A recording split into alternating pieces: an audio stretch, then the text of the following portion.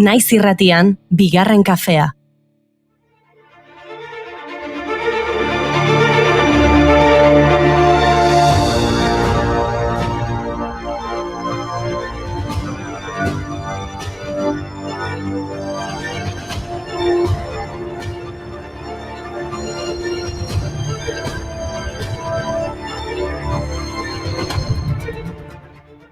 Arratsaldeon entzuleok, nondik entzuten gaituzue? Ze hasi da hondartza denboraldia Gipuzkoan eta agian zuetako norbait etzanda dago itsasoa gozatzen. Tira, Bizkaian ekaina astearekin batera sartu zen indarrean hondartzen denboraldia. Aurten foru aldundiek hiri eta udal bakoitzaren esku utzi dute hondartzetako protokoloak zehaztea. Eta lapurdin zain daude, neurriak arintzeko fasea ekainaren 30ean amaituko baitute. Orduan jakingo dute Frantziako gobernuak hondartzetarako plan zehatzik izango duen, ala ez. Zoazen lekura zazela indu Euskal Herriko hondartzak, eta ez zaitez erre, bestela hemen dugun karramarroaren antzera ibiliko zarete. Zein da korramorroa? Ba, gu Ni ez. Korramarroaren antzera? Txasarroketan, milolasean, karramarro bat kolkoti, ietxi zitzaidan, bipintzekin koska-koska zintziliki purdian, bertan izatxita nuela, hasi nintzen dantzan, bertan izatxita nuela, hasi nintzen dantzan. Atzera, atzeraka, salto eginez dira, atzera, atzeraka, karramarroarekin batera, atzera. Eta gaur ekainak 15 da. Zartzaroko abusu eta tratu txarraren kontzientzia hartzeko munduko eguna. Bereziki garrantzitsua da urten COVID-ak sortu dituen arriskuengatik. gaixotasunaz gain, adineko pertsona batzuek kalte beratasun gehigarriei aurre egin behar diete une honetan. Birusak adinekoen bizitza eta segurtasuna mehatxatzeaz gain, haien lagun sareak, osasun zerbitzuetarako sarbidea, lanak eta pentsioak aztoratzen ditu. 2019-tik 2030 bitartean, 60 urte edo gehiagoko pertsonen kopurua, 128 handituko dela aurreikusten da. 1.000 milioitik 1,4 milioira. Munduko gazten kopurua gaindituz gainera. Eta hazkunde hori bereziki handiagoa eta azkarragoa izango da garapen bidean dauden eskualdeetan. Horrek esan nahi du, arreta handiagoa jarri bartzaiela adinekoi ere egiten dieten erronka espezifikoei, baita giza eskubideen arloan ere. Izan ere, adinekoek beste guztiek dituzten bizitzeko eta osasunerako eskubide berberak dituzte.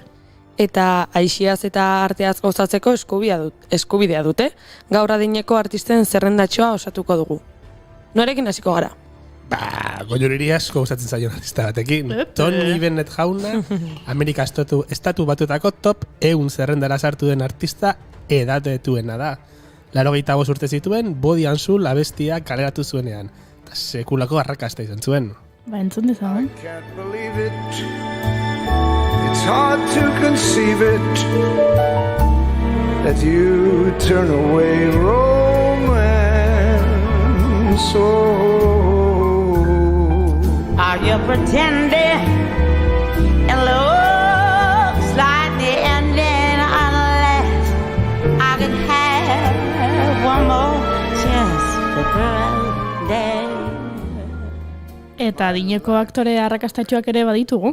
Duela aste batzuk hiltzen Norman Lloyd aktore, ekoizle eta zuzendari estatubatuarra izandakoa. Irrati, antzerki, telebista eta zineman lan egin zuen depresio handiaren ondorengo urteetan. Eta bere bizitzaren amaieran lanean jarraitzen zuen munduko aktore zaharrena izendatu zuten. 106 urte zituen hiltzenean. Askok Alfred Hitchcock zuzendariarekin egindako lanengatik ezagutuko dute. Lloyd izan zen Saboteur pelikulako protagonista. Eta hau Saboteurreko soinu banda.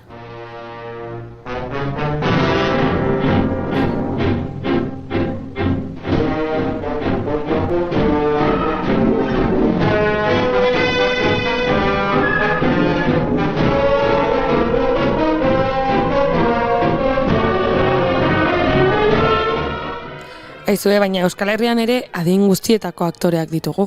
Bestela galde diez aiotela itziarra aizpurururi. 1989an hasi zen telebistan lanean, Goenkale telesailean 60 urte zituela. Gerora beste zenbait telesei eta film laburretan agertu da. Besteak beste Martin, Hospital Central, Eskamakentzen eta La Biktima número 8. 2010 urtean egin zuen bere lehen papera zineman, 80 egunean filmean. 2014ko Loreak filmeko protagonistetako bat izan zen, nazioartean ezagutza eman zion lana. Film horrengatik hainbat sari irabazi zituen, tartean taldeko emakumezko aktore onenaren Feroz saria. Da badirudi lan gehiago dituela eskuartean, beti gazte. Oh.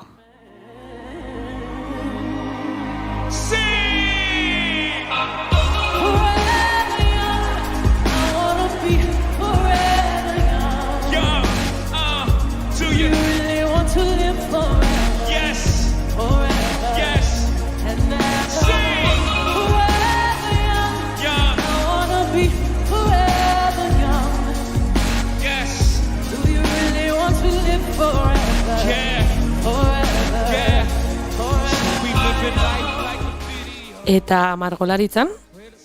Luis Torras, adibidez, Bigon jaio zen 1912an. Mundu osan aktibo dagoen margolari zaharrena da eta horrela jarraitu nahi du. Pintzela eskuan, kuadro bakoitzarekin borrokan, berak dioen bezala. Bere egunen amaierar arte. Luis 1912ko abenduaren 29an jaio zen. Eta ume bat baino etzela 1918an griparen pandemia deklaratu zen. Orain beste pandemia bat bizitzea egokitu zaio, baino ez du ilusia galdu eta egunero margotzen jarraitzen du. Zaren lotxan margotzen ditu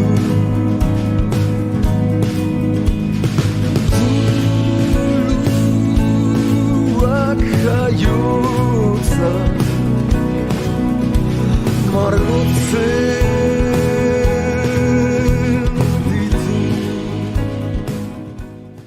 Eta dantzariak ere aipatzekoak dira. Hor dugu Eileen Kramer australiarraren kasua. 107 urte ditu eta maiatzera arte behintzat dantza ikustaldiak eskaintzen aritu da. 1914an Sydneyn jaioa, Kramer Australiako lehen dantza konpainia modernoko kide izan zen, Bowden Weiser ballet deiturikoa, eta leku guztietan bizi eta dantzatu izan du, Indiatik Paris, Londres eta New Yorkeraino. Joa, ze artista puxka. Modus operandi taldeak esaten duen bezala, dantza dezagun hil arte. Bizitzaren dantza etengabe, dantza dezagun hil arte. Bizitzaren dantza etengabe.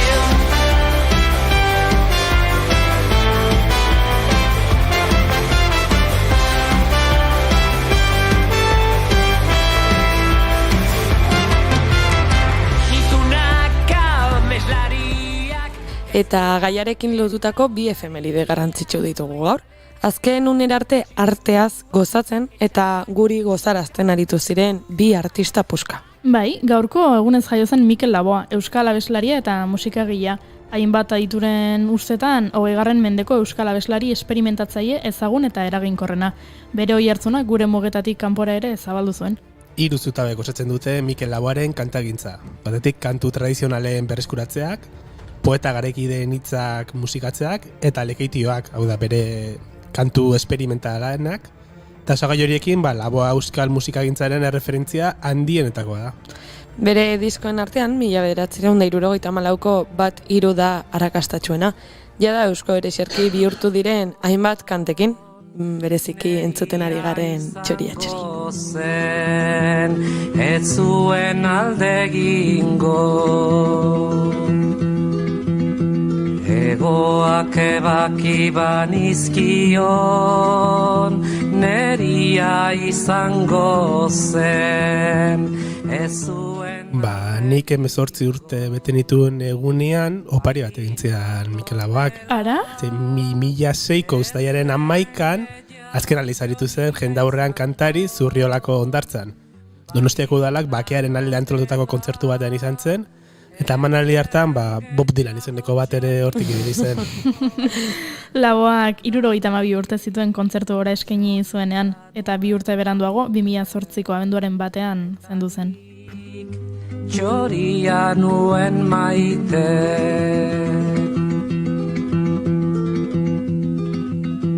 Egoa bake banizkion neria izango. Eta beste artista bat aipatu behar dugu ere, Ella Fitzgeraldek 74 urte zituela eskaini zuen bere azken emanaldia. Eta gaurko egunez hil zen Ella Fitzgerald abeslari estatubatuarra. Jazz estiloa landu zuen batez ere 1934tik 1983 arte luzatu zen bere musika ibilbide luzea. Billie Holiday eta Sarah Vaughanekin batera jazzaren historiako, eta oro har estatu batuetako abesti melodi herrikoiaren historiako abeslaririk garrantzitsuena da. Bere bokalizazio argi eta zehatza eta improvisatzeko gaitasuna nabarmenak izan ziren. 1950ko hamarkadan, katedra ezarri zuen abesti melodikoaren kontzepzioarekin, Frank Sinatraren obrarekin paraleloan.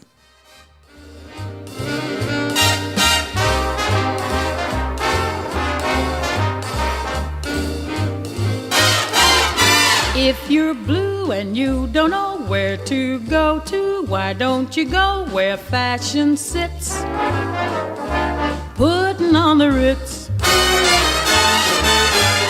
Different types who wear a day coat, pants with gaurko egunaren aldarrikapena egiteko, bizikleta adinik ez elkartea ezagutuko dugu. Elkartearen helburua da pertsonen bizikalitatea hobetzen laguntzea, parte hartzearen, belaunaldien arteko lankidetzaren eta hiri mugikortasunaren bitartez.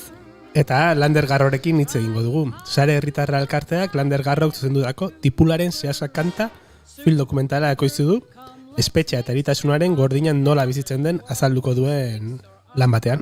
Eta uste dut, elkarrizketatua ez, berak nahiago duela aurkezle izan. Ze dokumentala zarituko gara, baina beste gauza batzuk ere aipatuko ditugu. Aizue, eta Mexikora goaz! Nola? Bai, Ziur zaude? Mexiko, bai. México, México.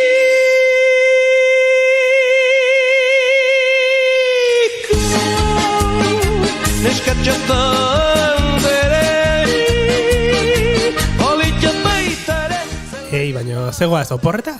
Ez, nola jongo gago oporreta. Oxala. Nahi bai. Inigo Asensiorekin hitz egitera goaz. Bertako migranteentzako jantoki baten istorioa kontatuko dugu. Eta turismo jasangarriaren gaiarekin jarraituko dugu. Aipatuko dugu hondartza denboraldia hasi dela, ez? Bai. Beraz, gu bagoaz, eta bai, gaur barrutik egingo dugu saioa. Ez entzule batek dioen bezala, baino ez da saio sosoa izango. Ekainak 15 ditu, eta aste artea da.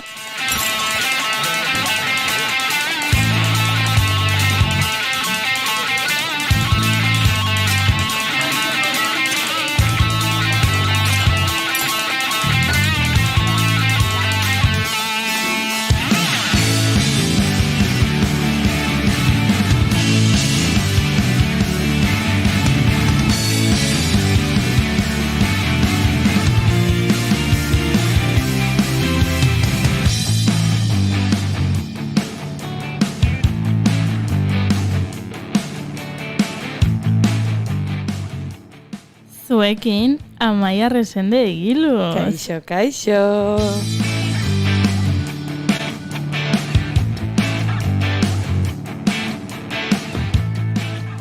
Eta zuekin, Iñaki Lasa Etura, ongi etorri edo welcome, Mr. English.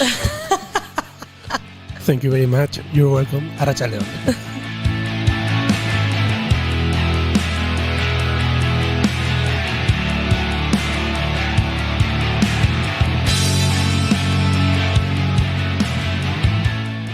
Eta ni egunean behinean azkena doan pertsona naiz. Karramarroak bezala.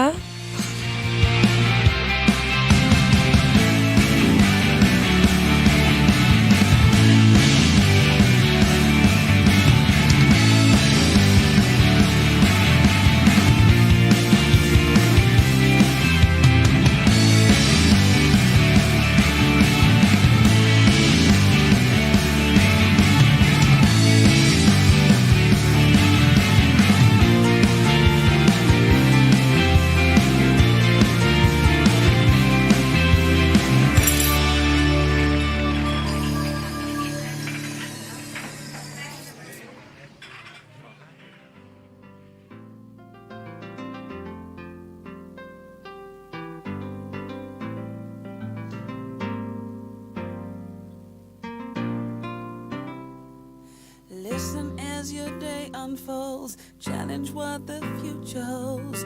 Try and keep your head up to the sky. Lovers, they may cause you tears. Go ahead, really. Prestatu dituzen maite dutak?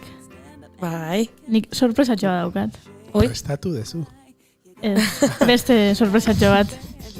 Gonbidatu badaukagu maite dutetan. Ui. Eta hemen da. Ui, kafea hartzen. Ui. Kafea hartzen. Nor da? Ni ere bigarren kafe hartzen. Oh, Iñigo Asensio Lurbide! Aspaldiko! Kaixo. Harold, what your mother said. Read the books your father read. Trying to solve the puzzles in your own sweet time. Aspaldiko? Bai, Bai, eta zu? Bastante. Nun zaude? Oraintxe Mexiko iriko aeroportuan nahiko irai celebrea daukat. Bai, uste dut bi aldiz didatela moldatzen naiz, nire buruan zuten, baina uste Jon Lee Zurduri jartzen. Joi, hoi ez da egia. Aber, hitz egin Iñigo? Bai, orain bai ez da. Ba, hoixe.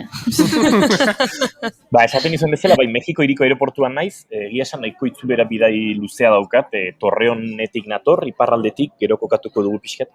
Mexiko hirian nago, hemendik Costa Ricara noa, San Josera, handik San Salvadorrera, El Salvadorren, handik Madrilera, Madriletik Bilbora, eta Bilbotik, uste dut biharko saioaren azken txamparako laborategian izango naizela. Konturatzen ari naiz, 28, 30 bat orduko bidaia, boste galditan antolatuta daukatena hueltan. Ze ondo, ze inbidia. Lau kafe hartzeko denbora emango dugu guri. Zuri, jaztakit. Neri ere asko. Baina, bueno, eta zuk maite duta prestatu duzu, Iñigo? Bai, prestatuta daukat. Bueno, egin didate. Nahiko errexi izan da, bai? Ui, ba, esan. Ba, maite dut, bidaiatzearen inguruan sortzen diren hainbat egoera, ez? Agurtzerakoan lagunekin esaten diren gauza horiek, normalean akaso esaten ez direnak, berriro elkar ikusteko esperantza hori, akaso beteko ez diren, baina beti hor dauden plan horiek, eta gero maite dut horren arira, bazoa zenean, ez, nila badara matzat, 5 ordu edo abiatu nahizela nire apartamentutik edo, mugikorrera jasotzen dituzun mezu horiek. Eta egonda mezu bat oso ederra lagun batek bidali dirana Neruaren poema batekin, eta poema hori bera maite dut eta euskeratu dut hementxe, eta irakurriko dizuet. Bidaiariak galdetzen dio bere buruari, ea denbora heldu zuen eskuekin, distantziaren aurka oinez, eta bueltan da negarrez hasi zen lekura. Bere nin neuaren dosia agortzen du, eta badoa berriro, agur guztiekin. Eta oso politia iruditu zain Neruaren poema hau, eta hauxe da, ere maite dut. Wow. Gogotxo etorri da, Iñigo bueltan, Bueno, dator, oraindik ez dut etorri. Ari da etortzen. Ja, eta guk bain gure maite dut bota behar dago, ezta? Bueno, saiatuko geha. Eskerrik asko, Iñigo. Ezer, majos. Venga, Iñegi, zein zure maite duta. Jo, neri asko zerren alagoa da. Nola ez, bada belar moztu berriaren usaia. Eta horrek izena du. Izena badu. Belar moztu berria. Ez zaitu torriko guai, baina... Irrati guztia, mundu guztia. Entzuleak isilik, Ez, baina... Torriko zaite, Bai, torriko zait. Bai, badator.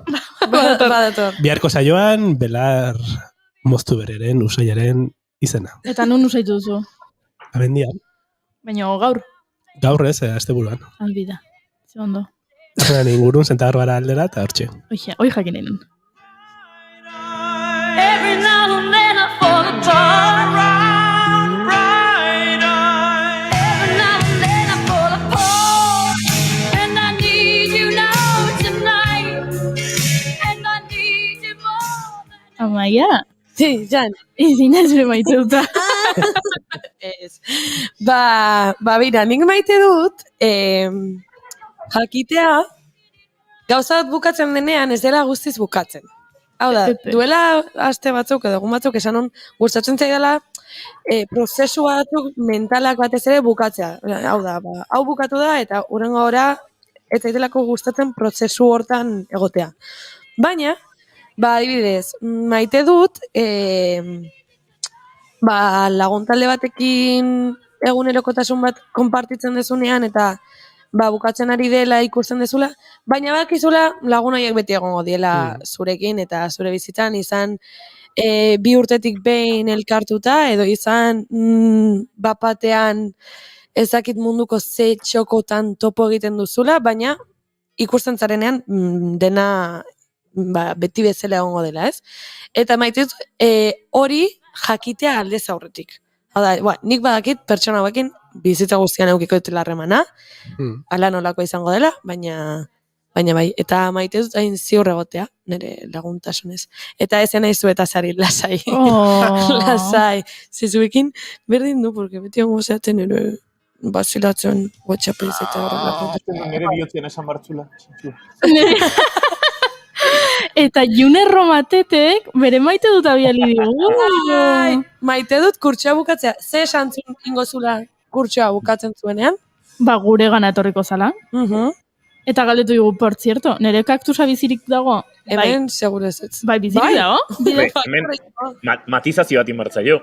Gure kaktusa, June. Zeuria ez da zurea. Zuko paritutakoa da, baina gurea da. Egia da. Baina guk maite dugu kurtsoa bukatzea, Noski. Hey.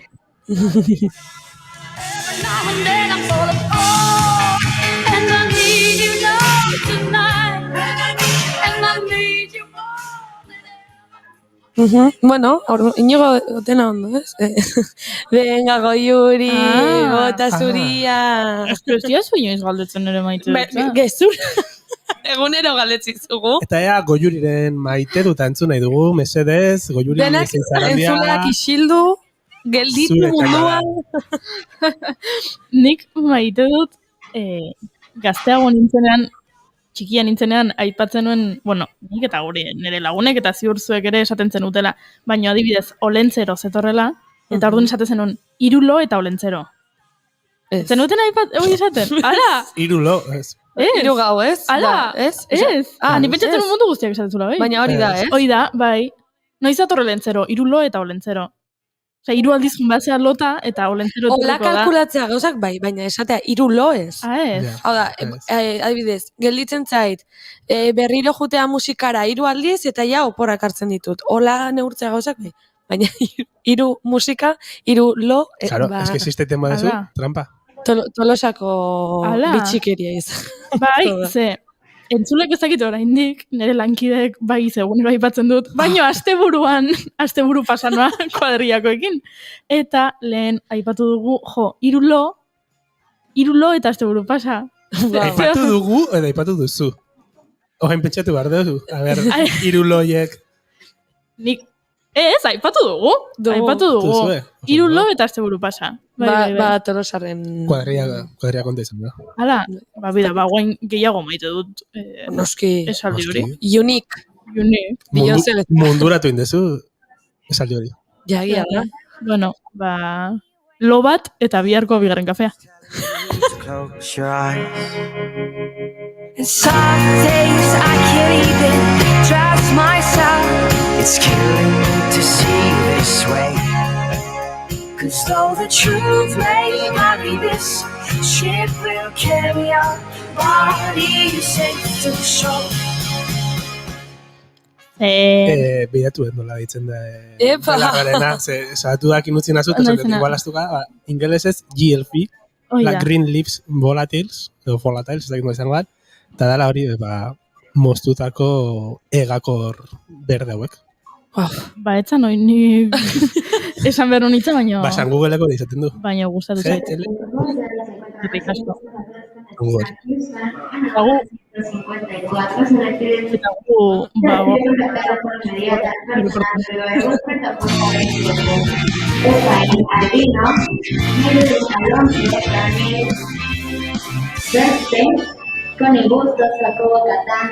Kitkan and bigarren kafea.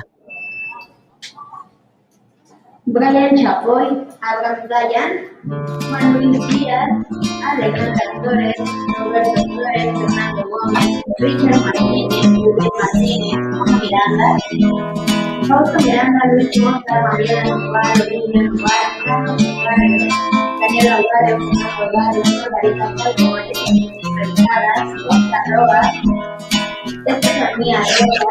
que arde y ya no queda de otra. Los tenemos encima y decidí unirme a la tropa.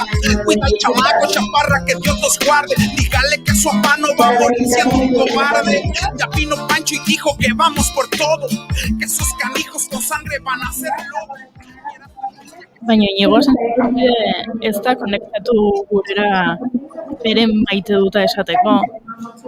Kronika bat egin behar digulako gonbidatu du. Bai, itzen dut. Bai, entzuten dugu jende pia.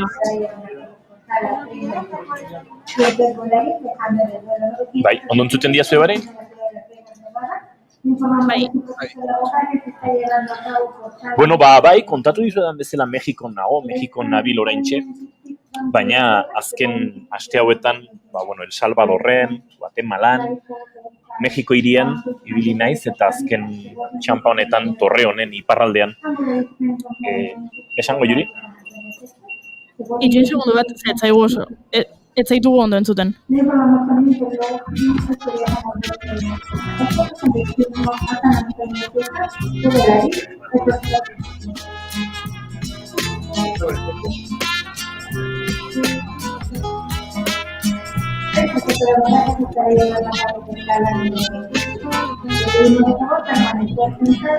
Desde hace 4 años nos amanece con fuego. El hambre y la sed invaden, no es nada nuevo. Otro día de lucha, seguimos en pie de vuelo. Va por mi familia, por mi gente que ahora yace en el suelo. Están la orden y todos a sus puestos. El batallón está listo, va a morir por el pueblo. Y tras estallidos, granadas, balas en muro, seguimos avanzando, respirando muerte, respirando humo. Preparamos el ataque, listos para el combate.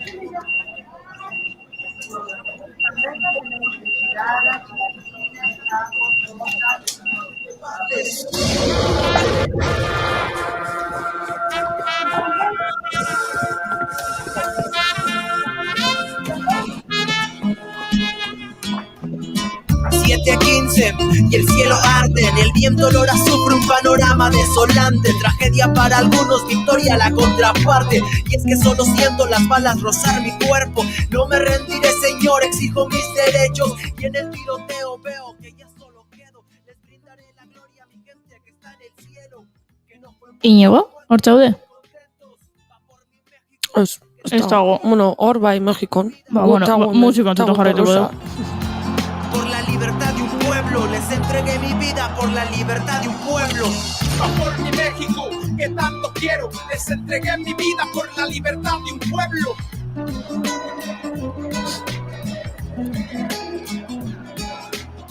Va por mi México, que tanto quiero, les entregué mi vida por la libertad de un pueblo.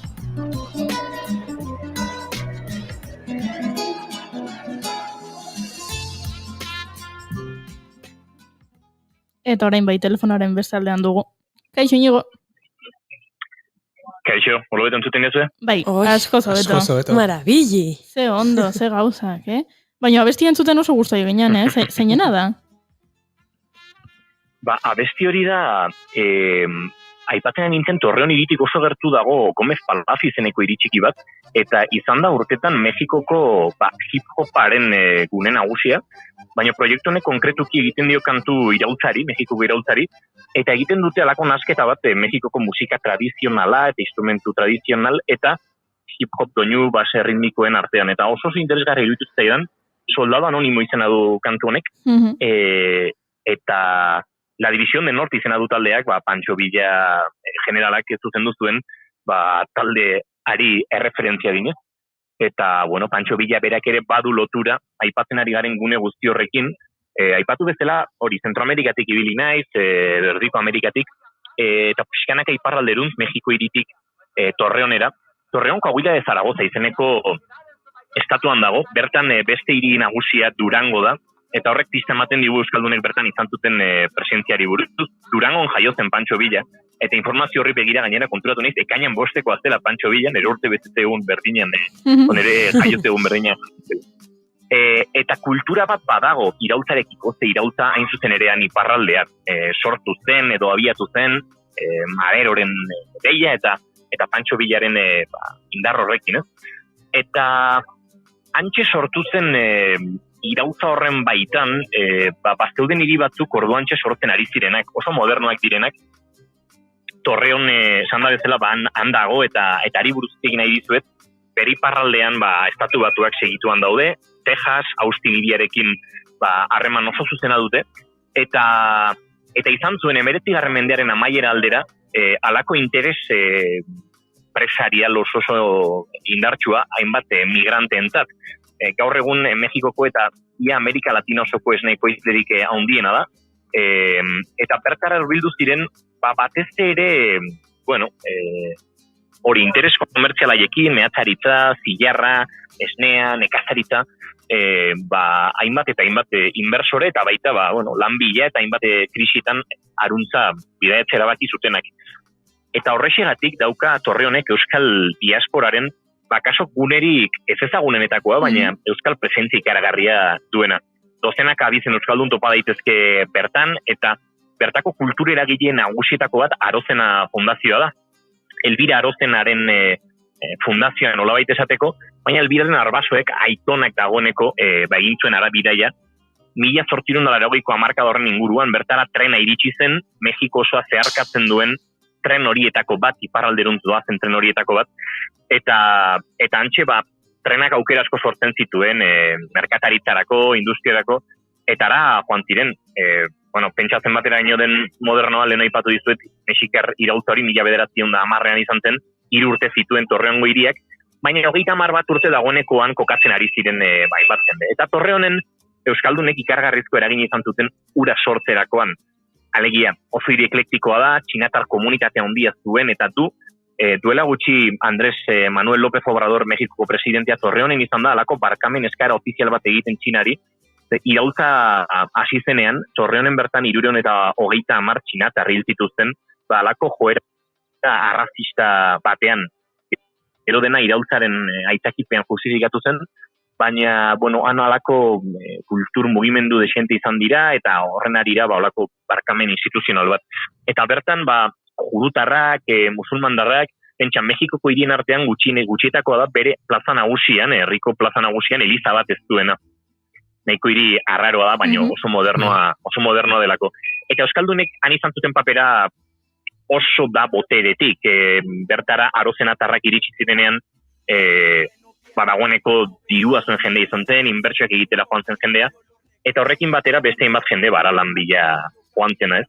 Eta horre, sortzen dira, pixkat bi abizen oso oinarrizko euskaldunen paperan ulertzeko, batetik Arozenatarrak, Elbira Arozena, bere aitaren bitartez mundu osotik mugitzen hasi zena eta bidaiatzen hasi zena, eta bestetik Belaustegi Goitia. Hor badira hainbat anai, hauek arabarrak ziren, Bilbora mugitu ziren euren gurasoak, anaietatik 3 futbolariak izan ziren, eta kasu hontan Francisco Belaustegi Goitia atletikeko jokalari oso ona izan zen, baina familiak bazuen dirua, artikasi egin zuen medikuntza eta Parisera joan zen bere ikasketak amaitzera. Eta Parisen zegoela gauza asko gertatu ziren, 30ko hamarkada, gerra zibila, dagoenekoan negozioetan gizon jaioa zen, berak parte hartu zuen deserrian izan zen Eusko Jaurlaritza, Jose Antonio Agirreren Jaurlaritza, Parisen izan zuen eraikinean, eta Europatik birantzi bilela edo bueltaka zebilela ezagutu zuen Elbira Arozena, biak ezkondu ziren eta ondoren Mexikora bueltatu. Eta Mexiko hiriko euskaletxearen erosketan ere biek ikaragarrizko eragin izan zuten. Hainbestekoa zen boterea eta indarra, kulturalki ere oso jende aberatsa zela, ikasteko, irakusteko aukera izan zuten. Eta gaur egun Arozena Museoak Torreonen, berriro iparraldean kokatuta, ikaragarrizko euskal liburu kolekzioa dauka. Arozena Fundazioak eranegun gonbidatu ninduen bertara, eta ikaragarria dazken 2 mendetako zenbat euskal liburu dauden bertan, poesia liburuak, politika liburuak, liburu teknikoak, euskera zidatzeko liburu mordoa, eta harrigarria da, uste dudalako orokorrean euskal diasporaz hitz egiten dugunean, Mexiko hiria kaso agertzen dela, Estatu Batuetako Kaliforniako hainbat gune, Nevada, baita Chile, Argentina, Torreon alako gune ez ezaguna da eta benetan indarra duena. Eta bertara esan da bezala, izan ziren asko migratu zuten euskaldunak, espainiarrak, txinatarrak, europarrak, eta eragin handi izan zuen aipatu dizuedan tren horrek, 80ko hamarkadan 19. mende amaieran iritsi zen tren horrek. Eta tren hori bera da, berriz ere migrazio mugimenduekin lotzen den errealitate bat. Merkantzia tren bada, tren itxusia, baina Zentroamerika edo Errezeko Amerikako krisi humanitarioa oso gertutik bizi duen hiria da, Torreon, arexegatik, askotan entzun izan dugun La Bestia tren hori, Erdiko Ameriketatik estatu batuetara bidean doan tren hori, tren bakarra da, baina aldi berean tren asko dira, iparralderako ruta asko daudelako, bidez berreinak daudelako, eta hoien artean, batek Torreonetik egiten du bidea, kaso batzutan pixka bate, galduta edo dabiltzarako migranteak iparralderako bide horretan. Eta han ezagutu dudan, historia edo kontatu nahi nizuena, nahiko historia positiboa da, migratzaileekin eskuzabal eta begitxu jokatzen ikasi duen hiri bat ere badelako Torreon edo behintzat hainbat jendek hori egiten duelako.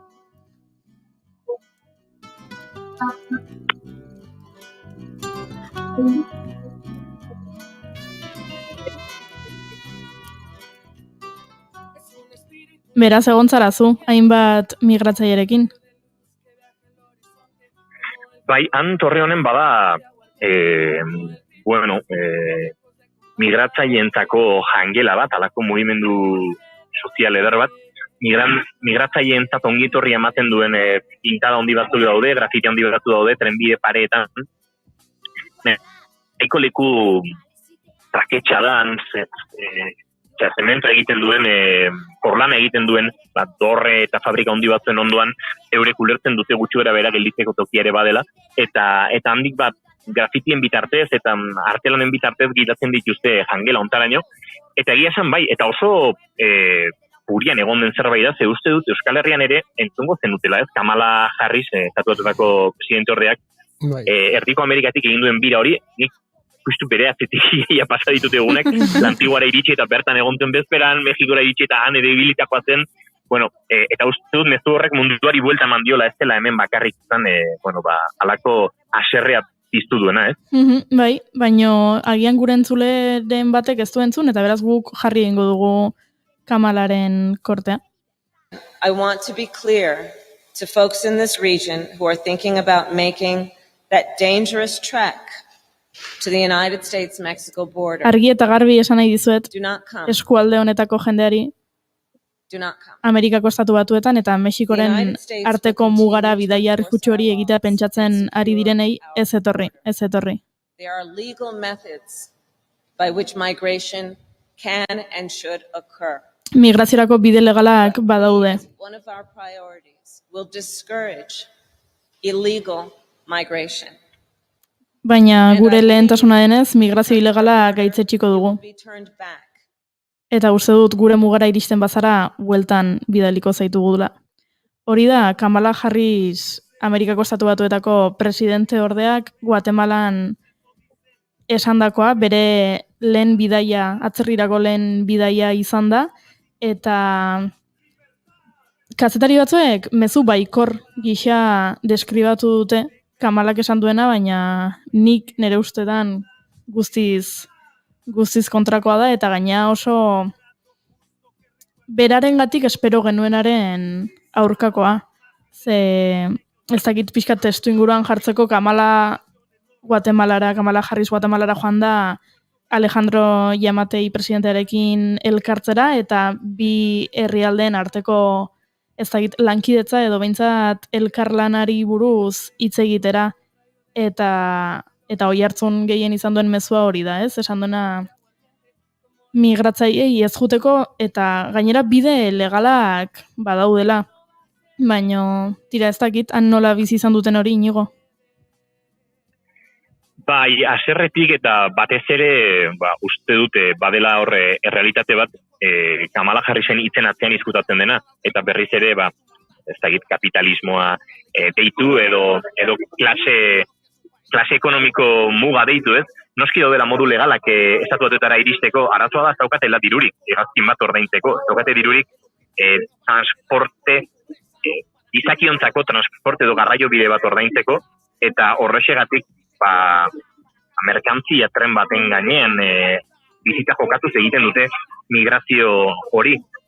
Eta are gehiago, hemen, Torreon esan da bezala oso iparraldetik gertu dago, bidez berdinak daude, iparraldera iristeko eta bertatik estatu batuetara iristen saiatzeko eta, stream jar bitartez edo bideo streaming bitartez jarraiten gaituztenek horri ikusial izango dute.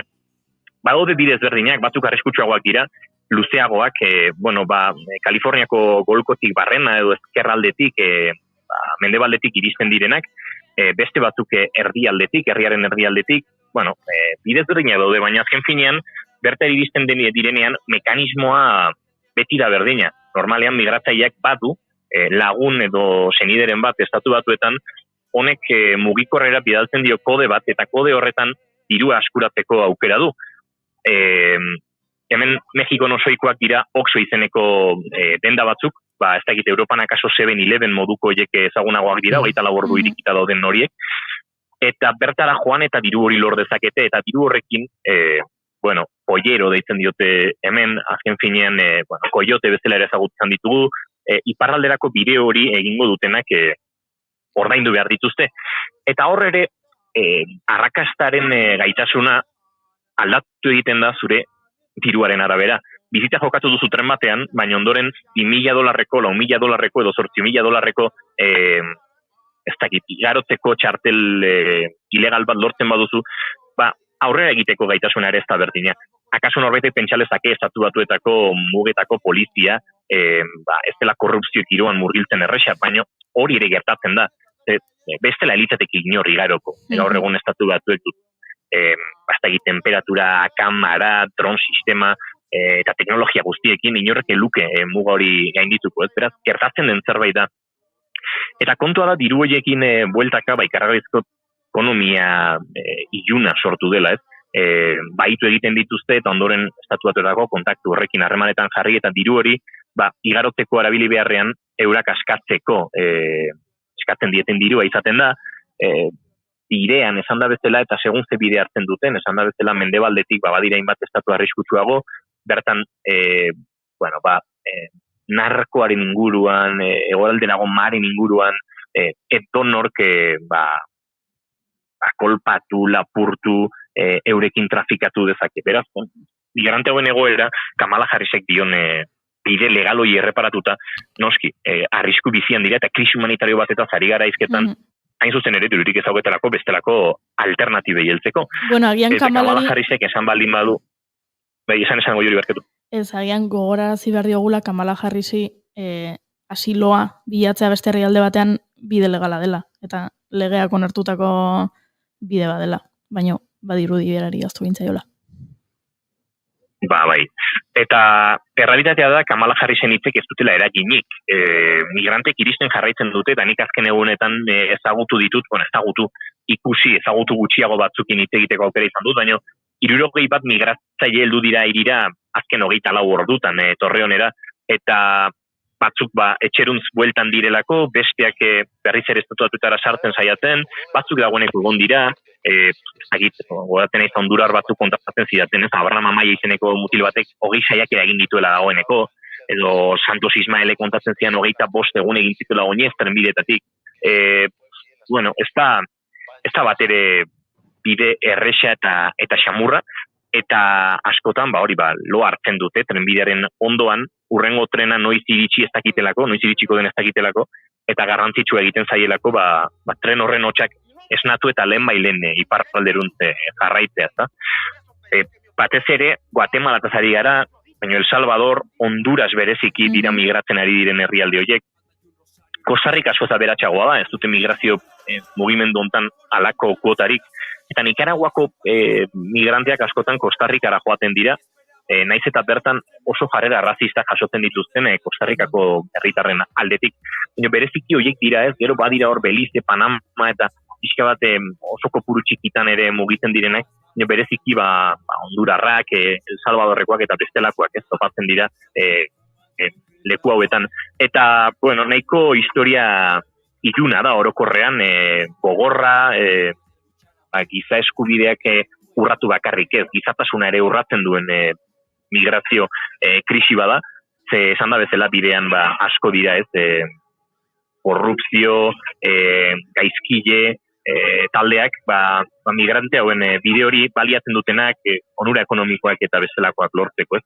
Baina uste dut historia polita dela, kontatu nahi dizuedan hau, jangela horrena, migranteen jangela horrena, bideoz ikusten ari direnek ikusi dituzte dagoeneko hainbat irudi.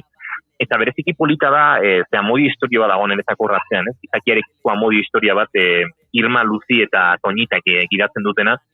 Hiru emakume dira torre honen iraupen ezberdiнаrekin Irma da gehien daramana bertan, 14 urte daramatza, egunero janaria ematen migratzaile hauei, urteko 375 egunetan afaria, bazkaria prestatu, ur garbia eman, holako batido modukoak, fruta zukuak eta bestelakoak, eta oso historia indartsua iruditu zitzaidan ezagutu nuenen eta bertara hurbiltzea erabaki nuen, pixkat eurak ezagutzeko. Han gizarte zibilaren babesare badute, bada olako erlijioarekin lotura, Santa Cecilia parrokiaren inguruan antolatzen da, baina oinarrian hiru emakume hauek dira, hor argazkian ikusten diren hirurak urdinekoa, erdian dagoen sakeko loredunekoa eta bestaldean den zurikoa. Eta oso politia da beraiek nola bizi duten. Eta zenolako konpromisoa duten, eta bereziki bizilagunek eurak kokatuta daude Las Julietas izeneko kolonia dauzoan, bizilagunek lagundu egiten dutela, ez direla gaizki sentitzen, han batzutan 100 piku migrante espaloietan eta etxe honen inguruan kokatuta daudenean, eta uste dut hori ulertzeko ere ulertu behar dela Mexikoren historia propioa eta Torreon hiriarena bera. Torreon duela 8-10 urte munduko 3. hiririk arriskutsuen zen, Kabul eta Medellinen atzetik 100.000 biztanleko heriotz kopuruari erreparatuta, narkoaren gerrak oso gogor jipoitu zuen hiria, eta Las Julietas inguru hau, kolonia dauzu hau, izan zen bereziki narkoaren gerra Torreonen gogorreanen sufritu zuena. Gorpuak agertzen ziren bertan, hildakoak etengabe, oso gogorra izan zen, eta uste dute horrek ere sortu duela, ez auzoan alako empatia bat, migratzen dabilen jende honek bizi dituen penurien inguruan. Eta, Irmarekin pixka bat hitz egiteko aukera izan nuen, uste dut Turrian berriz ere bueltan izango naizela lan sakonago bat egiteko eurekin, baina gainetik eta kontatu zigun, eta edozo entzungo dugu, nola eta zergatik hasi zen bera duela 14 urte migranteen Santa Cecilia jangela hau martxan jartzen. Me hizo la invitación la anterior coordinadora, haz de cuenta que me hizo la invitación y acepté. Y aurreko galería konbidatu zidan. Por las diferentes circunstancias, ¿no? Que pasan en la vida, ¿no? Porque, híjole, ¿quién no tiene un pariente o en un futuro un hijo, un nieto, no sé, ¿no? Que ojalá haya personas por ahí que les den la mano, que les den un vaso de agua, porque en verdad pasan tantas cosas ellos. Y yo creo que lo más importante es que vemos al Señor en esas personas, ¿no? Que su misericordia debe de abarcar a muchas gentes y que la gente también se sensibilice para esta labor, porque también lo ven como rateros, como violadores, y yo creo que lo que me motivó fue eso, ¿no? Que en un futuro un pariente, un hijo, o simplemente uno a veces en nuestras vidas ha batallado a veces por un alojamiento, por un taco, no sé, hemos batallado, que son las circunstancias de la vida que te dan fortaleza y quieres brindar lo mejor a las personas que necesitan. Momentuan itzultzen hasi behar nintzen, baina hain ederra da kontatzen duena, esan detela, venga, entzungo dugu, eta orain bai euskeraz aipatuko dugu. Irmak ziana zen aurreko sukaldari batek gonbidatu zuela bera, eta onartu zuela, eta zergatik onartu zuen, beak dioen bezala nork ez du inguruan lagun edo familiako norbait bizitzako momenturen batean babesa behar izan duena edo laguntza behar izan duena. Eta horretan pentsatzen jarri eta onartzea erabaki zuela.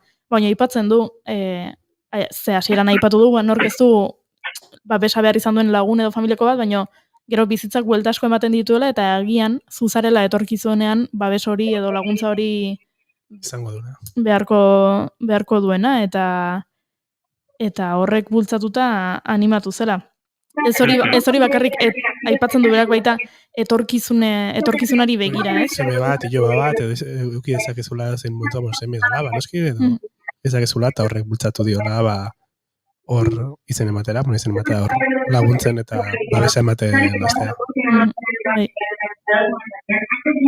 Bai, kontatzen zidan gero mikrotik kanpo Irmak, baina esan zidan, kontatu lasai, berai, bere matrimonioa, bere bikotearekin austura ere kosta izan ziola, egiten ari den lan hau, oso murgildu zela kontan, eta, bere senarrak ez duela ulertzen argi egiten zuen hau, baina bere oso pozik zegoela ze bere seme-alabak bai babesten zuten, haren erabaki hori, bere bizitza, migrante hauei laguntzeko egindako esfortzu hau, eta bere seme-alabak ere handik ibiltzen dira tarteka, horrelako migrante kolpeak atozenean, kopuru ondiak atozenean, eta laguntza behar dutenean, eta horregatik oso pozik zegoen galdetu nion, zeman migrante izaten dituzten, ze kontatzen zidan batzutan, esaten zidan, inigo orain, jende asko dago hemen, jende asko gaude, nigargo izan ni bakarrik nengoen hemen, eta horrelakoetan pixka bat agobiatzen naiz, ez? Ni bakarrik nago, batzuk zaurituta daude, behar dute botikaren bat, zendatze lanen bat, janaria pesatu behar dut, eta galdetu nion zeman migrante jasotzen dituzten, eta batzutan astakeri izaten da. Una vez se nos juntó un número de 126 migrantes, que ya no había lugar en Behin 126 migratzaile elkartu ziren hemen. Hacemos actividades propias para pagarles el taxi a Posada del Peregrino. Ese día nos dijeron ya no hay cupo. El padre, Miguel, que en paz descanse, acondicionó en el salón de arriba para poder recibirlos a los rezantes que llegaron más tarde, pero fue un grupo de 126. Ostatua lekurik gabe geratu zen, eta hemen goiko gela bat atondu genuen migranteek lo egin alizateko. Que ha caído aquí de migrantes que hemos recibido. 126, Erreix esaten da. Pentsa, atzo afari emateko orduan nirien ni ere, eta sinuen, nolakoa den prozesu hori. Hasiera batean 18 bat zirela zirudien, baina gero batzuk hurbiltzen ziren, bi lagun ditut min hartuta trenbide ondoan, eta ezin dute etorri, eta besteren batek beste arazoren bat zuen, eta azkenean 30 piku afari eman zituzten. Eta guia, joan ginen handik, nik baditut horren egin bat lagun, aipatu den gizarte zibilak ematen duen babes, eta laguntza hortan ere diatdutenak, eta afaltzen ari ginela Irmak deitu ziren, eta esan zien, dizue oraintxe beste 36 hondurrari iritsi dira, gaueko 10 dira, etxerun pindua zen, baina jakin dezazuen besterik gabe, iritsi direla, eta, suak piztu eta berriro afaria prestatzen hasiko gara.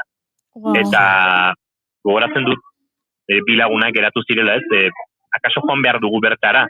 Eta, Irmak esan zien ez, zegoela berarekin jendea, eta lasai egoteko, eta pasatuko zutela, baina atzo bertan 72 pertsonei jaten eman zieten, ez?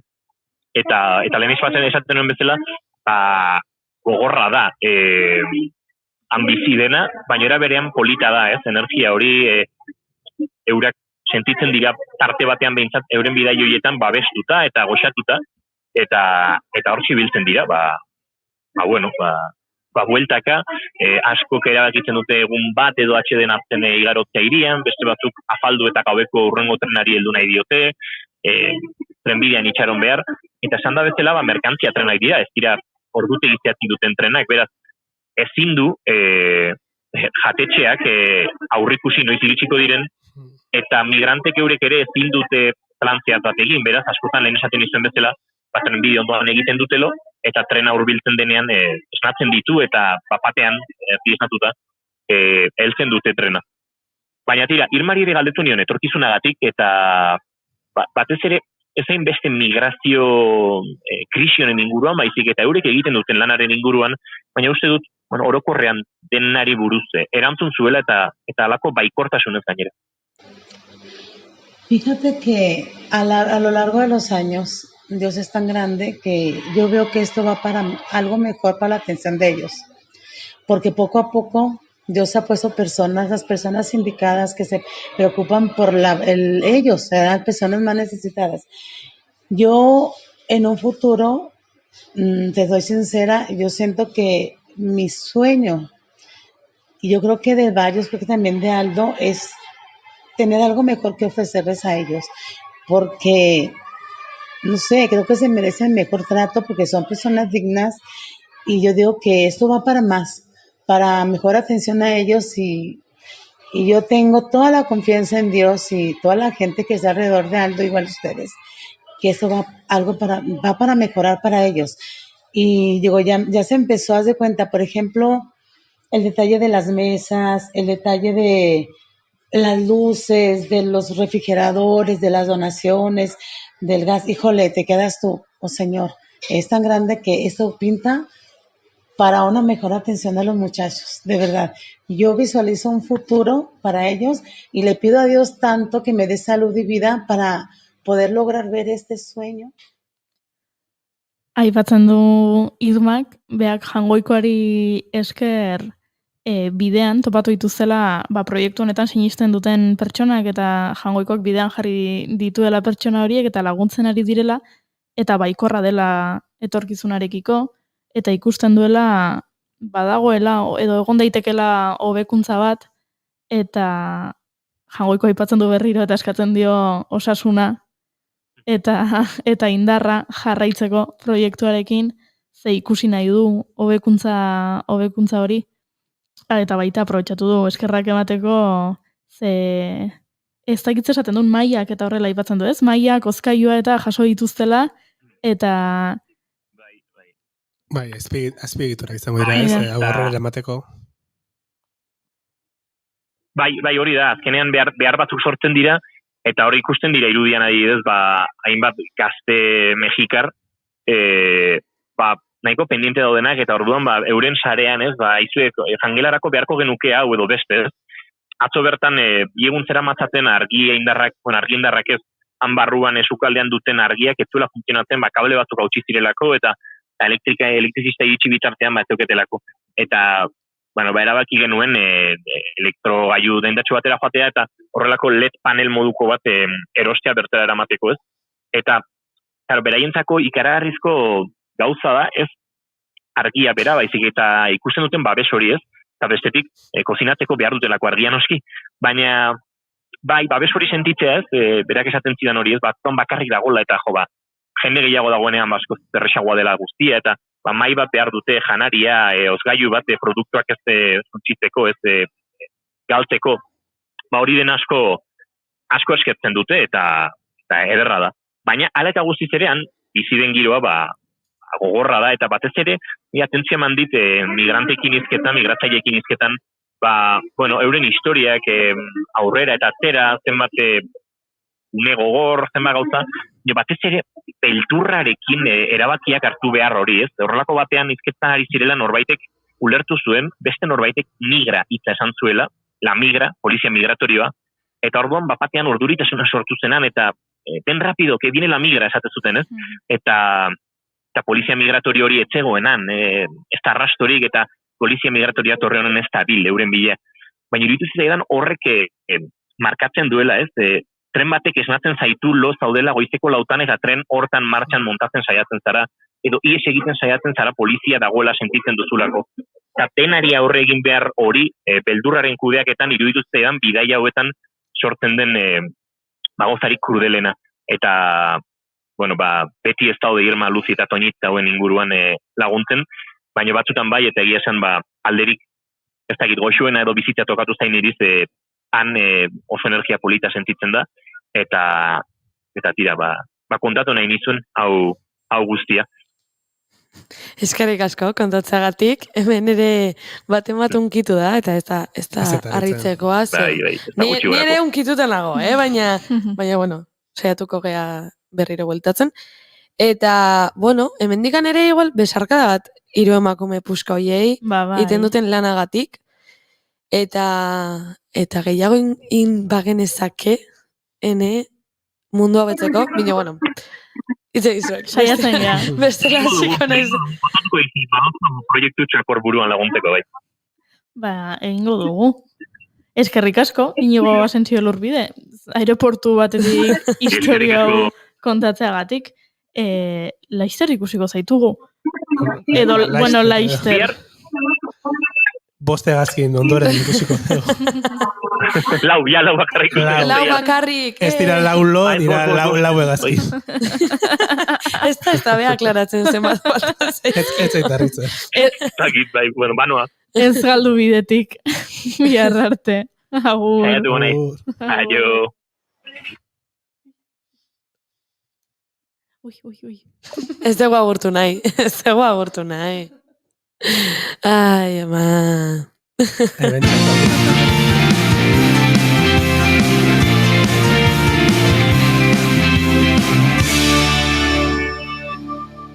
Keep calm and bigarren kafea.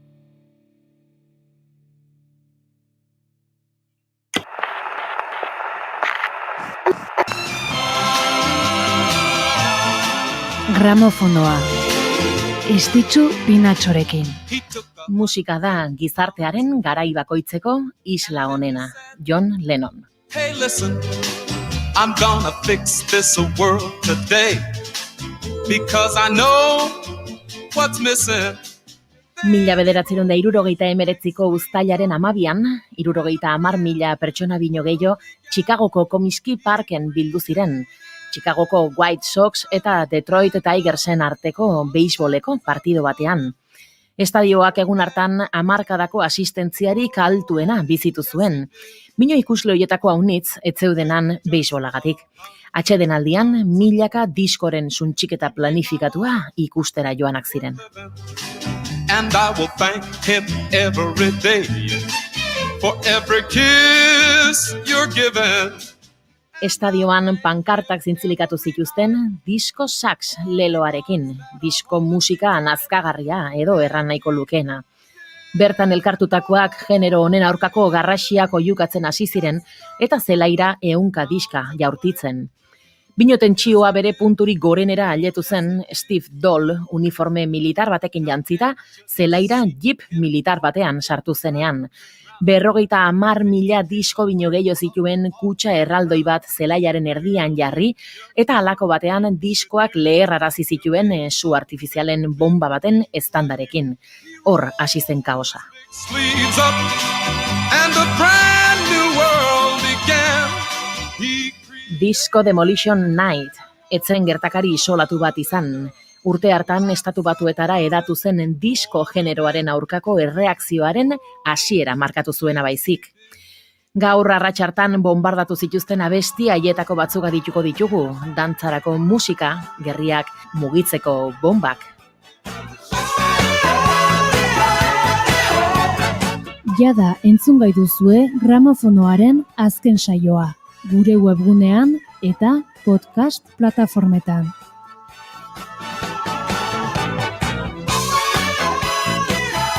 Naiz irratia.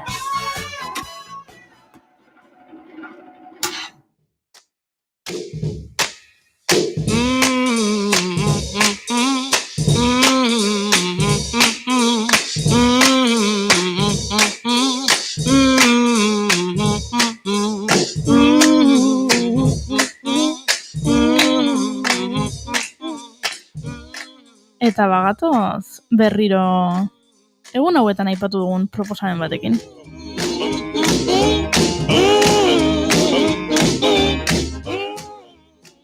Gure kolaboratzailea den Dona Epeian Iznietok, edukandola emozionetik formakuntza bat antolatu du. Bueno, 5. urtez antolatu du. Ze badaramatza urteak hau egiten. Formakuntzak adimen emozionala hezkuntzan izena du. Eta haur edo neraben bidelagun emozionala izan nahi dutenentzat zuzendu dago.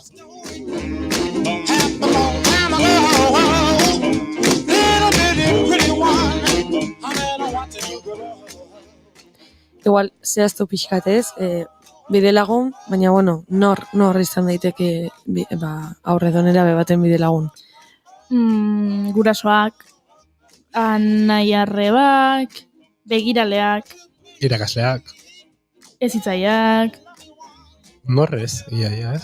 Bai, hori xamarrun hasi behar nun zerrenda osatzen ez, adibidez medikuak, adibidez ez dakit terapeutak, baino... Autobusidaria, bai, esan, edo nor. Edo nor, guziok dugulako inguruan aurredo neraberen bat, eta beraien, eta ez soilik beraien, gure emozioen kudeaketa osasuntsu bat egiteko tresnak edukitzea oso interesgarria da egunerokotasunerako.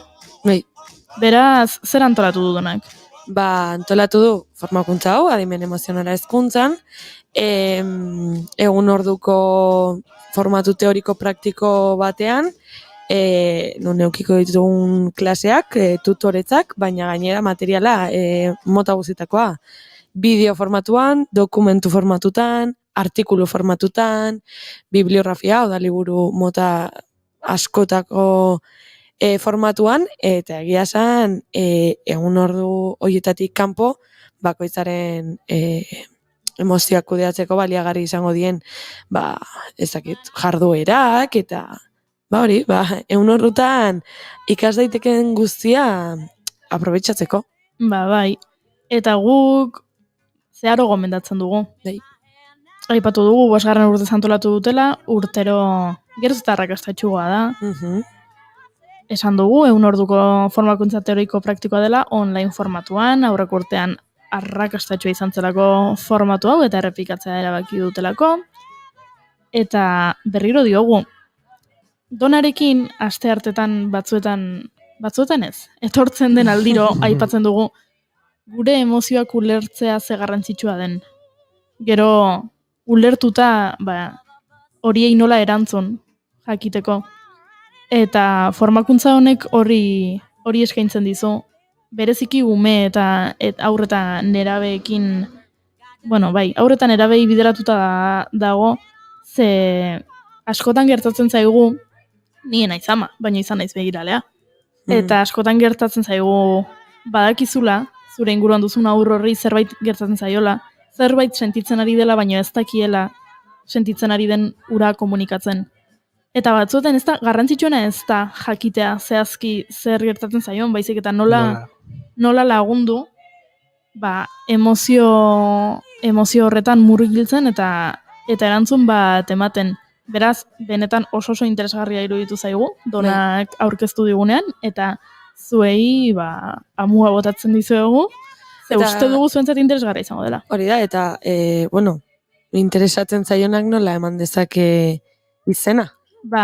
Web horrian, irubebikoitza edukandolaemocion.com web horrian hor dago zoe txantilloi bat izan emateko, edo bestela kuskuseatu sareetan, adibidez Instagramen sartzen baldin bazarete abildua edukandola emozion, hortxe dago kontua, eta bertan informazio gehiago dago, eta argazkiak, eta testu batzuk, eta testigantzak, eta donaren iruzkinak, eta hor dukiko duzue, hori informazio asko izena emateko. Gogoraratzen dizuegu, edukandola emozionek antolatutako adimen emozionala hezkuntzan, formakuntza dau, eta irubebikoitza.edukandolaemozion.com webgunean sartzen baldin bazarete, hor dago dena.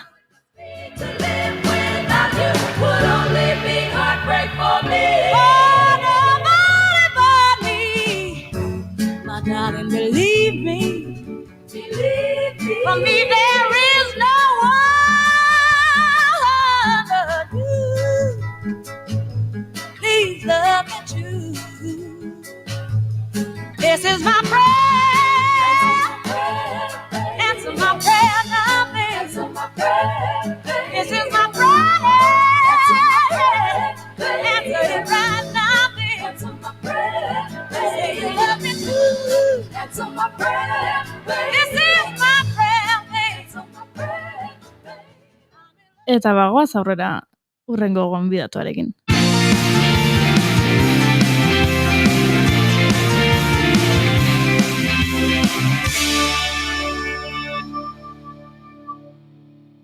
Bigarrenak ez direlako beti okerragoak, bigarren kafea.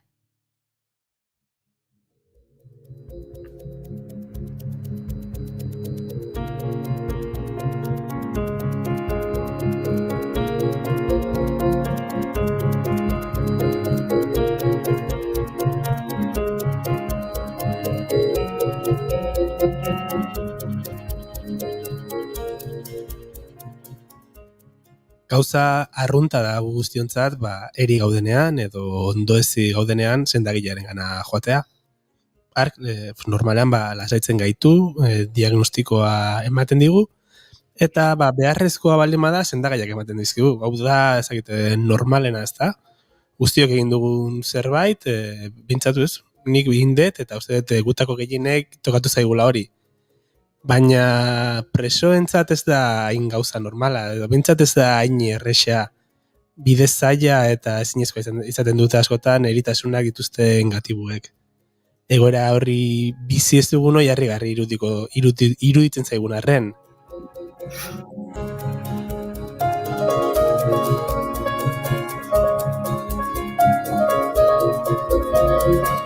Gaur egun, 18 dira eritasun larriak dituzten euskal presoak, eta 36 dira gaixotasun fisiko edo emozionalen ondorioz, bizitza gatibotasunean galdu dutenak.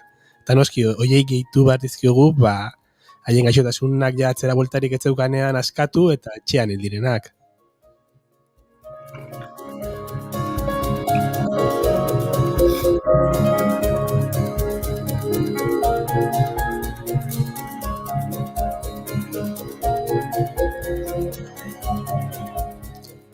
Ziurazki horregatik Lander Garro zuzendariak kartzelan gaixo daudenen errealitatea gizarteratzea erabaki du, haien esperientziak kontatzea, hobeto ulertu dezagun guk, osasunerako eskubiderik ez duten presoen indefentsio emozioen ikuspegitik esploratu dute Tipularen Sehaska kanta dokumentalean, sare herritarrarekin eta Gaztibeltza ekoizpenetxearekin elkarlanean.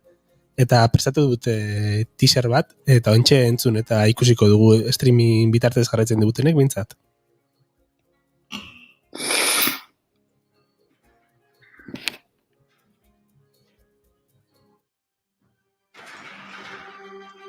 Urazpian zaudenean, egon daitekune bat non arnasa faltatzen zaizu ez, eta oxigena faltatzen zaizu. Baina badakizu hor goian, gora iritsita, oxigeno hori berriro berreskuratuko duzula, eta momentu horretan sortu zaizuna guzti hori bukatu dugu. Kartzelan, urazpian zaude, eta badakizu hor goian oxigeno okiko duzula. Baina kartzelak ez dizu lagunduko horra gora iristen. Ez dago laguntzarik. Ordan, hori preso gaixoak badaki. Ordan, beldura areagotu egiten du.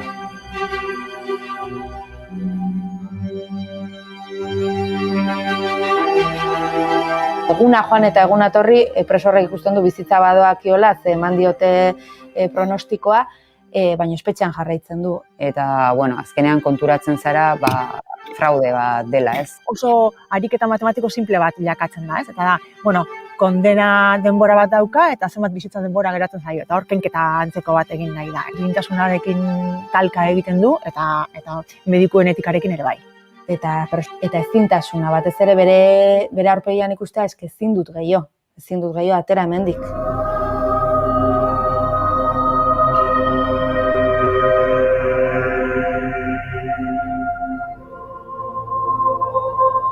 Ez gara jabetzen zen oraino izan daiteken jasanezina preso gaixo dagoen batentzat datozen 5 minutua. 5 minutua, ez nago hitz egiten urteetaz. 5 minutua. Kartzelak nola sendatuko zaitu, berak gaixotzen baldin bazaitu, ez? Espetxean asistentzia utopia da.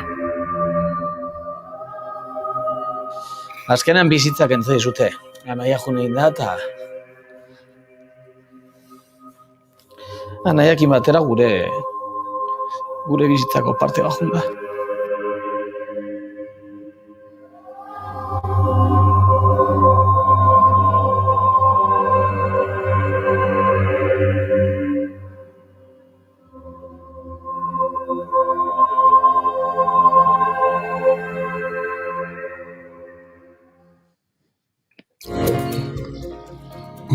Tipularen Sehaska kantaren trailerra entzun berri dugu, eta streaming bitartez jarraitzen dutenek ikusteko eraukera izan dute, eta bitartean gurekin daukagu dokumentalaren egilea, beraz, ongi etorri gure laborategi honetara, Lander Garro, zer moduz? Kaixo, ondoinak. Arratsaldean. Kaixo denoi. Arratsaldeon, Lander, lehenik eta behin, nondik dator dokumentalaren izenburua? Bat baino gehiago harrituko zen hori Tipularen Sehaska kanta entzunda, eta, zure esplikazioarekin eta dakigunarekin zentzu guztia dauka, baina hasiera baten harridura sortzen du izenburuak. Bai, izenburua dator Miguel Hernándezen Nanas de la Cebolla poematik, edo poemaren itzulpenetik, eta egia esan berrolen ditzuet, niretzako bai Nanas de la Cebolla jatorrizko izena, eta bai haren itzulpena, ez da, tipularen saskakata, oso familiarra dira, daramadalako hilabete asko proiektu honekin, eta ja dagoeneko ez daizelako jabetzen noraino izenburu bitxi horrek izan dezaken harreman gutxi, ez? Lantzen ari garen edo hitz egiten ari garen kontzeptuarekin, ez? Ideiarekin, kartzela eta aritasuna, ez? Eta, claro, nik aurkikuntza hori, Miguel Hernándezen aurkikuntza hori egin nuen aspaldi, egin nuen ja badira 2 urte edo egin nuen aurkikuntza hori, eta behar bada momentu hartan ere niretzako arrotza zen, eta ez dakit gaur egun oso familiarra da, niretzako kartzela eta tipularen sehaskakanta estuki lotuta daude, baina bai, ohartzen naiz eta ariketa bat egin barduan, nire baitan, ohartzen naiz askorentzat izango dela, zer da hau, ez? Kartzela eta aritasuna eta zer da tipularen sehaskakanta, ez? Ze poema bera, Miguel Hernández da poetat, nik ez dut bereziki, nik ez dut asko ezagutzen poetari, orain bai asko ezagutzen dut. Baina ni hau lantzen hasi nintzen, ez dut asko ezagutzen, eta gero jabetu naiz dela poeta bat nahiko simplea, edo nola esango nizueke, poetek beti daukate lirikotasun bat, edo metaforen bidez, edo simboloen bidez hitz egiteko joera bat, eta Miguel Hernándezen kasuan gertatzen da, dela oso poeta zuzena, gauzei esaten dela, deitzen dela gauza bagoizeri bere izen, ez? Deitzen diola, ez? Baina poema hau, Miguel Hernándezen bibliografian da bereziki simbolikoa esango nuke, ez? Eta nebali mazoko datuko dizuet poemaren historia, utziko dizute galdera gehiago egiten. Bueno, nik uste pixka bat entzun dezakegula, bai, ez? Azkenen, ez eguna aipatu da Miguel Hernández kartzelan hiltzela. Bai, Miguel Hernández 52an hiltzen kartzelan, 36ko presan, 36ko gerran preso hartu zuten, Frankoren aldekoek, matxinatuek, nazionalek, eta Miguel Hernándezek periplo, asko bezala periplo bitxi xamarra bizi izan zuen, eta hantxe zen sasietan Frankoren tropei ies egin nahian, eta halako batean Portugalera ies egin zuen. Eta Portugalgo mugan, atxilotu zuten, garai hartan, artxibo polizialak eta guzti horiek ezien gaur egun bezalakoak. Orduan, nor da tipo hau, ez? Nola Miguel Hernández izeneko tipo hau, ez? Orduan, han preso izan zuten Salamankako kuartelean alako zerbait, eta hasi ziren deika, ez? Orihuelako zerara, fascisten kuartelera, eta hasi ziren deskubritzen bazala poeta bat, eta poeta bat komunistekin ibiltzen zan, eta beste, eta hor nola baitere empapelatzen zuten, ez? Preso sartu zuten, eta berak literaturaren munduan zeuzkan harremanei esker libre gelitzea lortu zuen, bere lagun falangista bati esker, gero berrio preso hartu zuten, eta preso hartu eta berehala gaixotu nintzen. Eta, eman zuen gaixo urtebete inguru, urte terdi edo, eta, oso azkar hasi zen gaixotzen, eta eskatu zuen, arren eta favorez, hospital batean zaindua izateko aukera eskatu zuen, baina, bukatu egin zioten, eta hiltzan oso modu baldarrean, hizkuntza kolokialan esaten dugun bezala, kasik zakur baten modura hiltzan, ez? Eta Miguel Hernández preso zegoela, 39an edo 40an, bere emazteak, Josefina Manresa izeneko emazteak, idatzi zion gutun bat, eta gutun hartan besteak beste kontatzen zion, esaten zion, txirotasun erabatekoan bizizian, eta esaten zuen, gaurko egunez, jateko etxean, daukagun gauza bakarra da tipulak eta ogia. Eta, bueno, Miguel Hernandezek irakurri zuenean gutunura, bere ziegan hasi zen, ez da egitez minetik edo hasi zen poemat zirriborratzen eta poema hori eskaini zion, poema hori egin zion bere semeari. Eta poema horrei izenburua jarri zion Nanas de la Cebolla, dalako, aur jaio berri batei egiten dion poema, ez?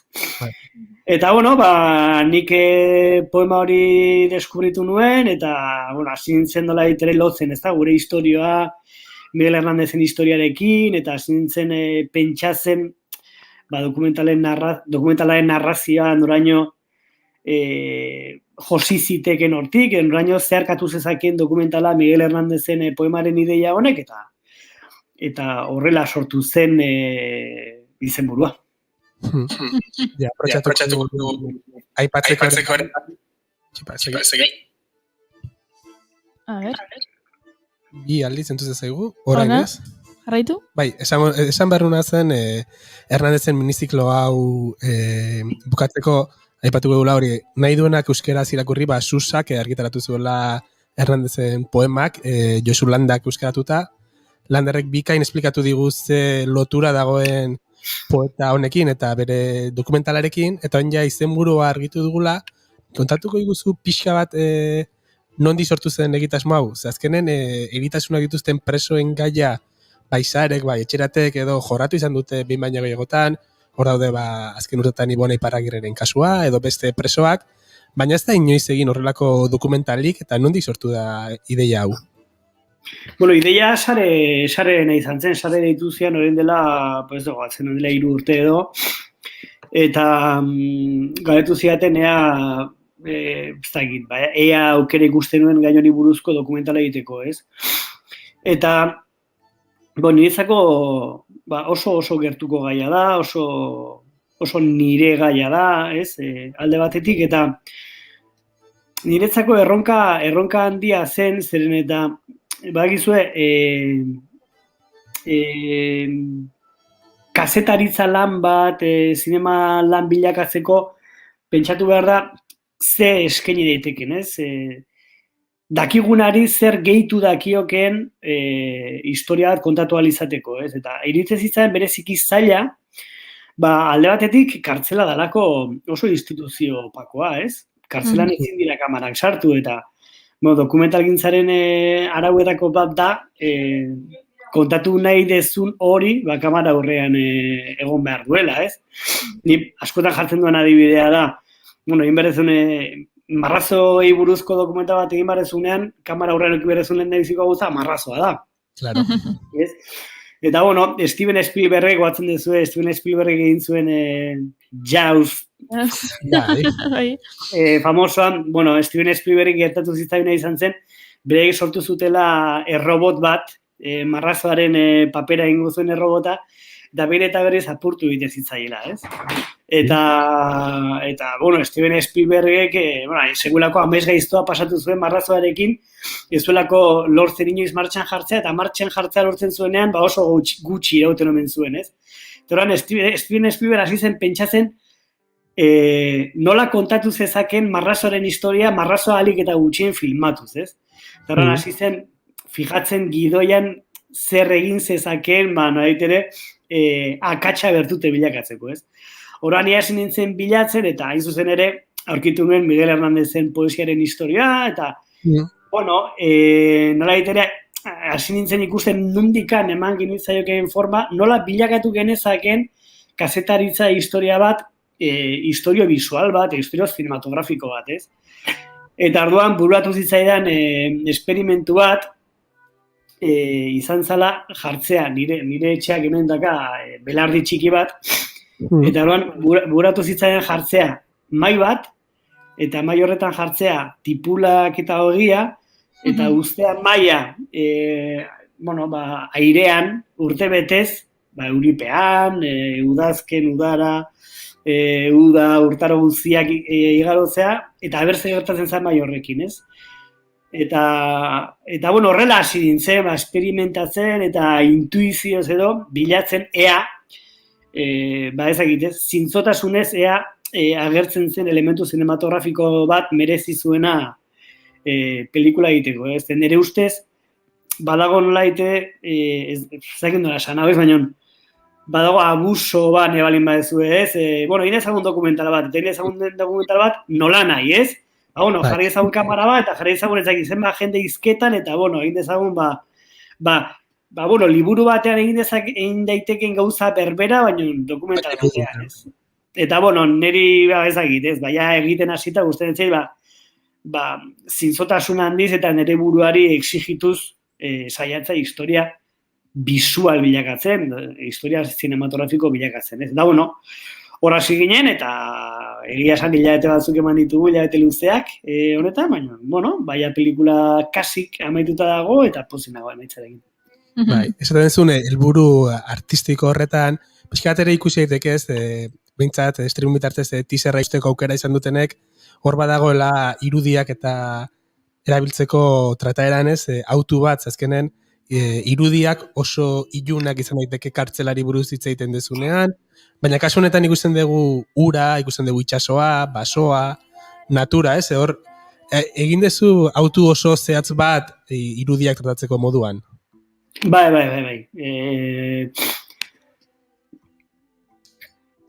Pelikulak eskatzen zidan gauzetako bat zen, nola egingo nuen ziega, ez? Bai, zinema penitentziarioan, zinema penitentziarioak tradizio luzea duka, ez? Ikusten balien badegu, garai bateko papillon, eta, ez, kartzela, bada genero, kasi izan dezakegu badala genero bat, ez? Zeroan, ere gure galetu nian, nik zeingo dut, edo, hauz izango da, enegarren filma hor, agertzen direla horma batzuk, eta ezetasuna, eta barroteak, eta tipo bat hor, eserita, kontra luzean, eta zagizer, eta zuen, berriro ingo dugu hori, ama. Claro. Eta arduan, buratu zitzaidan, ziega, edo presoaren isolamendu hori, nahit ere, islatzeko modu simboliko bat izan zitekela, itsasoaren azpia, ez? Ze itsasoaren azpia badauka gauza bat, eta da, itsasoa hor dago, zu itsaso azpia zaudenean munduan zaude, ez duzu mundua abandonatu. Baina, 20 zentimetro sartu orduko kanpoan dagoenak ez zaitu entzuten, eta zuk kanpoan dagoena ere ez entzuten. Edo entzuten bali maezu ez ulertzen. Badago, inkomunikazio bat oso bitxia dena, ez? Eta zuen, itsasoa izango da ziaga. Eta orduan, hori. Itsasoa da. Eta gero, hitz egiteko eritasunaz, edo, gorpuzaren usteltzeaz, edo, igatzeaz, badago natura, edo, ez da egitez, badago paralelismo bat, ez? Hiltzen diren zuaitzen artean, eta gure, ezinbestean ere, hiltzen diren, eta gaixotzen diren gure gorputzen artean, ez? Azkenean gu ere, naturaren parte bagara, eta, baita ere, ebitatzearen, ez da egitez, irudiain garratz hori, ospitaleko oea, eta elementu horiek ez erabiltzagatik, naturara jo nuen. Egia esan, da, kartzela eta eritasuna, eta ez dago kartzelarik, eta ez dago eritasunik, ez dago ospitalik, eta zentzu horretan, bai izan da postu bat, behar bada jendea pelikula ikustera sartzen denean, ikusi izan bat ere espero ez duen gauza bat. Gero ere, teaser edo aurrerapen hontan ikusten dena da, testigantza batzu badaude hor indarrasko gauden esaldiak, ez? Entzun dugu leno, ez? Kartzelak nola sendatuko zaitu, horrek entzen badizu osasuna. Entzuk dira testigantza hauetako, norengana jo dezut ezak zenideak dira, preso oiak, nor dira? Zorigaitzeko testuinguru horretan mugitzen diren agente ezberdina daude, eta, hor, alde batetik preso oiak daude, medikuak, psikologoak, asistentzia medikoan lan egiten duen jendea, abokatuak, senideak, Jende asko dago implikatua, azkenean presoa kartzelan gaixotzen denean, ez da egitez, arazo intimo, izatetik askoz ere haratago arazo politiko bilakatzen da, ez? Presoa ez da libre, ospitalea joateko, erakunde batzuen menpe daude, erakunde horien aginte politikoa da, eta hor labirintoa sortzen da, oso labirinto komplejoa, tramposoa, maltzurra, eta orduan, joko perverso horretan jende asko parte hartzen du, eta netzau interesantea hori zen, ez? Denek nolabait ere testigantza ematea, ez? Eta ez dakit, gero daude, gaixo egon direnak, eta beste batzu daude baita ere, senideren bat ere galdu dutenak, badaude bi kasu zehatz, bat Peru del Hoyo, Kepa del Hoyoren semea, eta bestea Patxi Errei, Xabier Erreiren anaia, eta biak ala testigantza gogorra dira, baina era beran testigantza oso ederrak, oso egiazkoa, eta iruditzen zait personajeekin, aurreko dokumentalean bezala, dokumental honetan, suerta eduki duela, personaje oso ona direlako, jende, ez da egitez.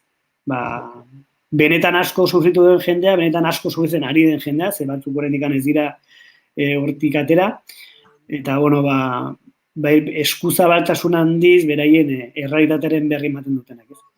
Bai, zuek gero, Lander, jodezute, eskatzen ari zarete oraintxe, jendearen babesa, crowdfunding kanpaina bat abiatu dezu dokumentalerako, aipatu duzu bezala, grabazioak eta egin daude, zein puntutan edo, zein prozesutan dago oraintxe dokumentala? Momentu honetan, begira, ari gera postprodukzio fasean gaude, esan dezagun dela dokumentalaren parterik ez da egin esan, divertigarriena, ze hasiera batean ez da egin esan, ari zarenan bilatzen zen izango den hildoa edo zen izango den dokumentalak izango den jantzia edo ez dakit, ez? Ze izango den dokumentala benetan, horren pasatzen dituzu hilabete batzuk, nora ez handiarekin eta angustia handiarekin, ez dakizulako lortuko dezun hori, ez? Benetan zerbait aportatzea, ez? Zenderetzako beti gura usterik handina da hori, ez? Ze esan dezakegu ez dena esan, Claro. Ze jarri dezakegu begien biztan oraindik ez dena ikusi, ez? Orduan, fase hori netzako oso gogorra da eta estres handia sortzen dit eta gaina gauak ere lapurtzen dizkit. Eta orain barra egiten de, baina, hostia, egun ez gauak hor sofan, oean hor goizeko lautan altxa eta sofanetan eta hor liburu artean dala esaten nahi, hau nolengo, eta zer irakurri eta beste. Eta orain gauden fasea, da fasea asko zer politagoa, pelikula eginda dago nolabait, da orduan, montaketan, gauzak doitu, gauzak txukundu, esaldi bat moztu, bestea ez dakit zer, planoa jarri, planoa kendu, pixka, fase horretan, ez?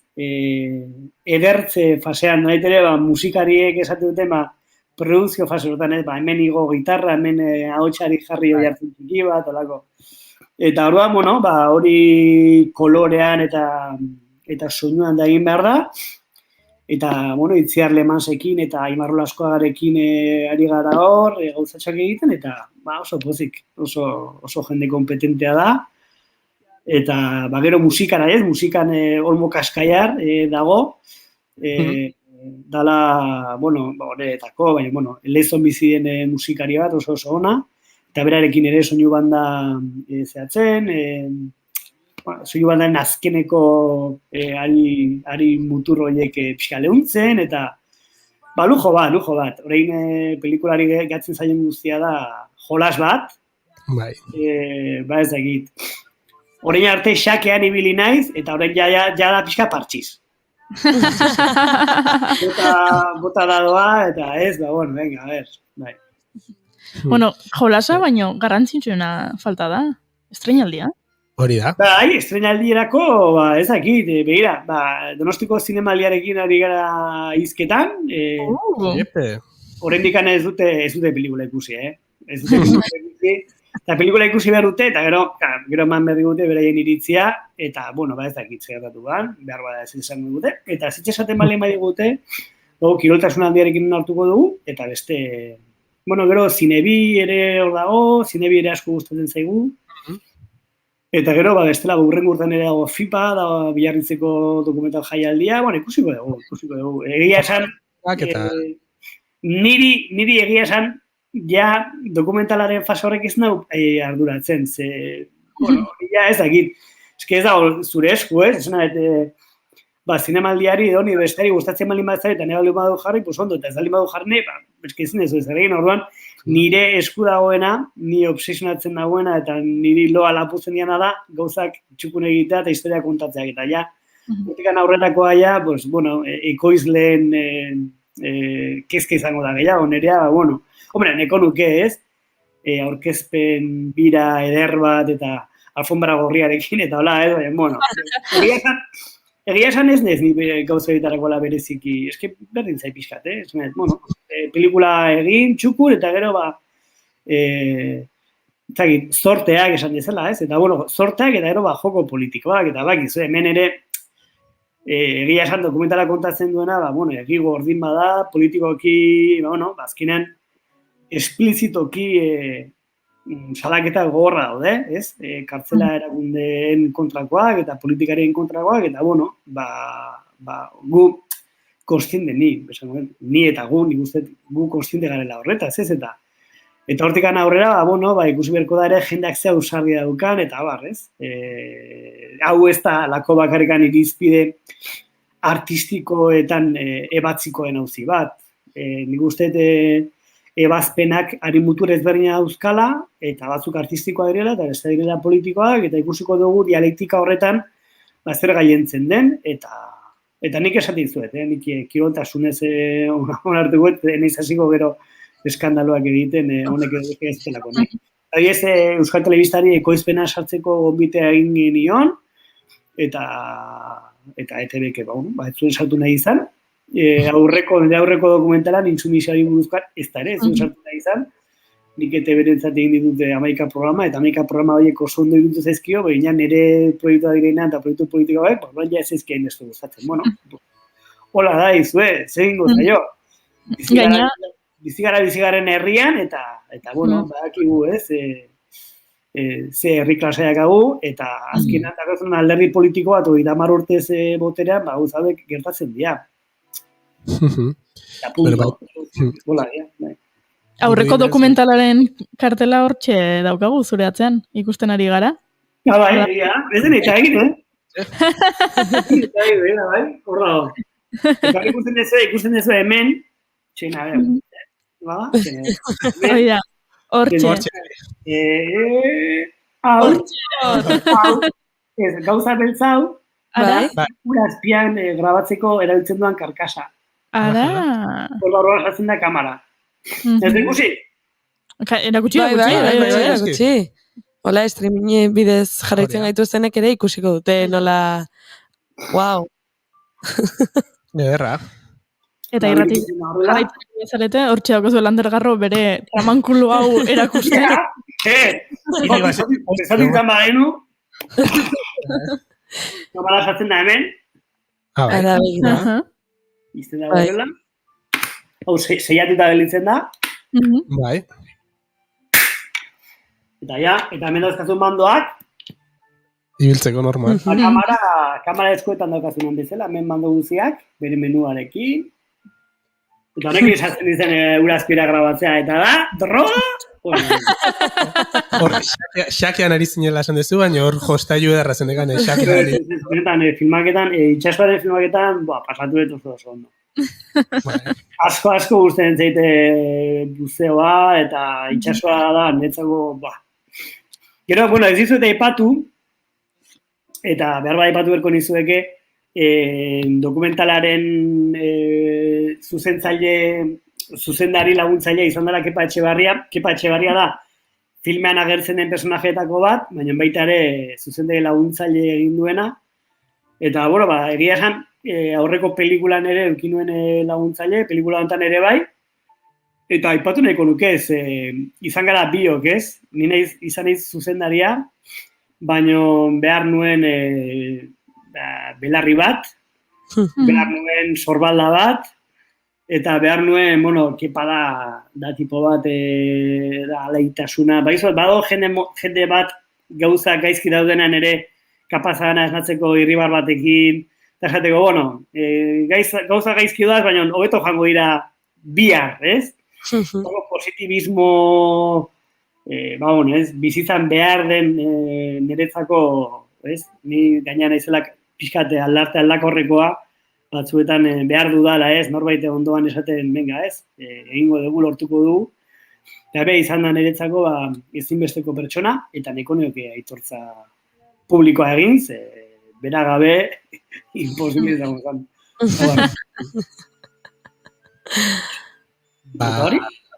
Aitortza honekin agur esan beharko diogu Lander Garrori, ze gure hurrengo gonbidatu ere zai daukagu. Eta aipatuko dugu ere, stream bitartez, edo Facebook, YouTube, Twitchen eta jarraitzen daudenei jarri diegula crowdfundingeko lotura. EITBek bezala, norbaitek bere ekarpena egin nahi badu, hortxe topatuko ditu, aukera desiente. Zesan ez, EITBek bezala?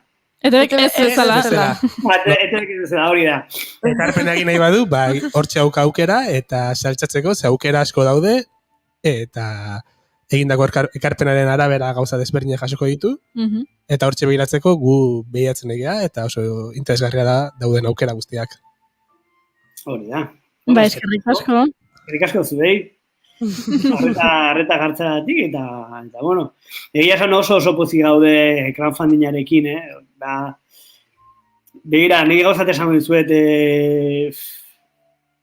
aurreko dokumentalarekin ere crowdfundingen genuen, jendeak oso ondo erantzun zuen, oso ondo, eta horrengoan, egia esan, hobeto ari erantzute jendea, rekodazioaren laurdena ja lortu dugun 3 egunetan, dakagu herri bat jende oso jatorraz osatua, eta oso jende eskuzabalaz, eta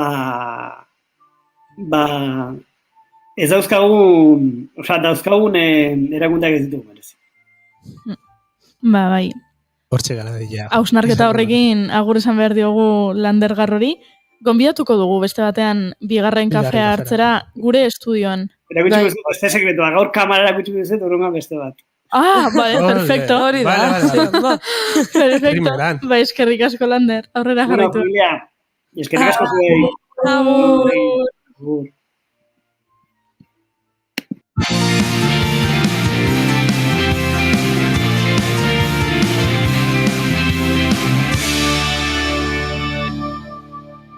Keep calm and bigarren kafea.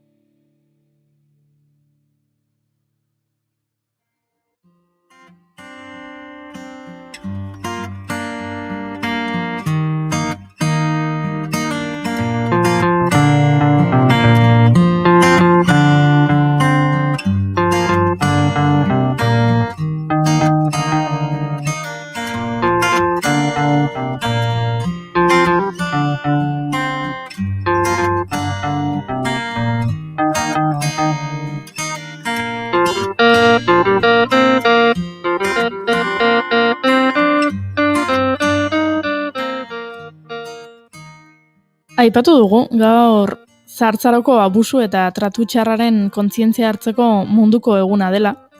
Horrela aldarrikatu zuelako Nazio Batuen erakundeak 2006 urtean. Adinekoek jasaten dituzten tratu txar, abusu eta sufrimenduaz kontzientziatzeko eta salatzeko helburuarekin.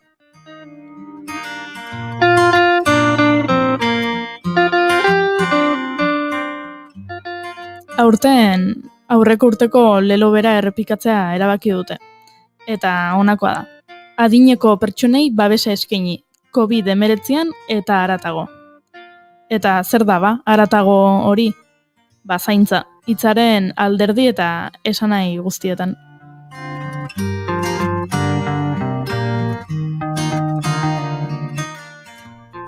adibidez, beste gaixotasunen aurrean babestea, COVID-a ez diren beste gaixotasun asko existitzen direlako. Konpainia egitea, beraien eskubideak errespetatzea, eta nola ez, nagusiek ere aisialdiaz gozatu nahi dutela gogoratzea.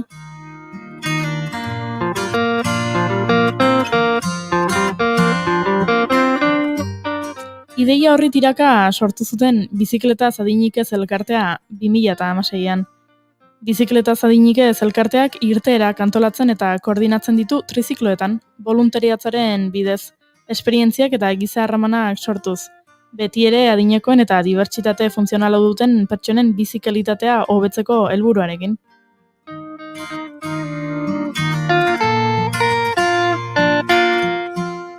Irteera horietan elkarrizketak eta loturak sortzen dira parte hartzaileen artean, eta baita herritarrekin ere, izan ere bitxiak dira trizikloan egiten dituzten ibilbide hauek. Baina ezin dugu ahaztu, esperientzi hauen erdigunean dagoena entzutea dela. Eta guk, Patxi Alberdi, entzun behar dugu, Bizikletaz adinik ez elkarteko kidea, eta uste dugu telefonoaren beste aldean dagoeneko. Arratsaldeon, Patxi? Arratsaldean. Zer moduz? Bueno, zuen zai, oso ondo deskribatu dutzu gure aktivitatea, eta, bueno, ezakit, kausa askoz gehiagorik ezan dezakeran, galdetu edatzu. Hasteko, nola sortu zen, ze ikusi dugu ekimen hau, hau ere haratago doala eta Kopenhagen jaio zela, baino nola ekarri zenuten gurera? Bueno, hori lotuta dago, zea 2016arekin, zea hiriburu kulturala izan zenean Donostia, eta orduan, Inigo eta Kalapiek ikusi zuten esperientzioi, Dinamarkan, deskubritu zuten, eta pentsatu zuten, Donostia ekartzea. Orduan udaletxean, eta beste, entidadekin jarri ziren kontaktuan, eta lortu ziren ziklopare bat horretarako, eta hortik abiatu zen asuntoa. Eta gero poliki, voluntariak begitzen jungera, triziklo gehiago erosten, entidade askorekin kontaktuan jarri, babetzaia lortu, eta honean, gero eta azten. Aurten gainazia izan da nahiko momentu importantea, zen ja bihurtu dira soziedade bat, eta orduan, beste antolakuntza bat ematen ari gera, ja zabaldu ditugu ere, hasieran erresidentziekin, pertsona helduekin bakarrik aritzen ginen, baina zabaldu dugu hogar de los jubiladoekin, eta beste mugikortasun problemak ibitzen direnak, eta beste entidade batzuekin. Eta, ikusten dugun behar baten, ikusten dugunean behar bat dagoela, zaiatzen gera iristen, bai etxeetan bizi bat dira bakarrik, edo bai beste problemekin, azken batean, da laguntza ematea eta konpainia pixka bat, sola zaldia, eta bereiekin paseatu pixka bat, esperik ez, oso simplea da helburua. Oso simplea, baina oso garrantzitsua egiten duzuen ekimen hau. Eta ikusi dugu, 2016tik 180 voluntariotik gora izan dituzuela. Asko gara, orentxe bertan bukatu dugu beste kursio bat, bizikloa gidatzen ikasteko, eta bat. Gero egia da, voluntaria, bakoitza alduen egiten du, orduan, askotan, aste egunetan, problema gehiago ditugu, aste burutan baino, politiki moldatzen geratzea voluntariekin, eta noizbenka urtetan bitan edo egiten dugu kursio txiki bat, gehitzeko voluntario gehiago, eta aurreragoa, jende pila bat gaude implikaturik. Eta, esperientzu guk ematen dugu zerbait, baina jasotzen dugu ere bai asko, beste usaren gandik. Eta voluntarioien adintarteak, zeintzuk dira, ze badakigu aipatu duzu elkartearen helburuetako bat, badela belaunaldien arteko komunikazio hori. Ez dugu eskatzen, orduan, bagaude batzuk ja jubilatua gaudenak, edo pixka batzea adin handiagoarekin, baino gehienak dira 40-45 urte ingurukoak. Gazte gutxiago daude, orain poliki bezaltzen joaten dira. Eta voluntariak nola lortzen ditugu, batzutan askotan kalean ari garenean trizikloekin, jendea gerturatzen da, galdetzen dugu zer den, eta niri gustatuko litzaidak ere parte hartzea. Orduan, gehienetan horrela, edo bestela ezagunak eta horrela. Ez dagolako bide bat zuzena sartzeko bakarri, norbetek ikusten bagaitu kalean, eta interesatu baldin badago, parte hartzen, gure gana etorri eta galdetu. Onartuko dugu, oso pozik gainera, oso gustora. Gainera ikusiko dituzue kaleetan, ze trizikloak haundiak dira, erosoak izateko, eta gorriz jantzita joaten zarete, okerrez banago? Bai, markako kolorea gorria da.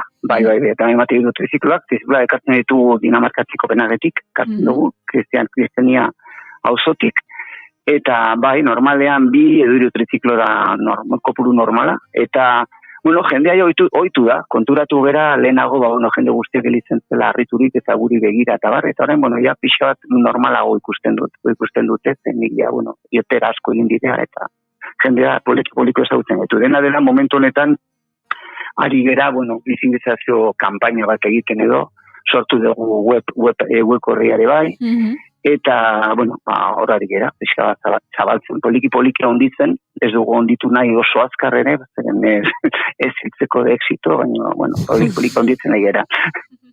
Eta zaiatzen gera, beste esparroetara ere gerturatzen, den ari gera pixka bat zaiatzen nola egin, bakarrik etxeetan bizi diren jendeldua eta gehienak beraien etxeetan bizi dira, ez baldin badaude asozietan zertuta, zaila egiten zaigu iristea beraien gana, eta ezakiko oso normala, baina hori da gure horrengo pausoa segurezki.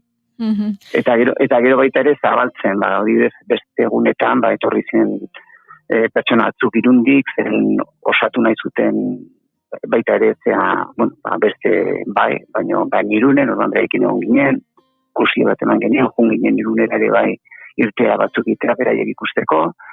Osa, poliki zabaltzen ari da.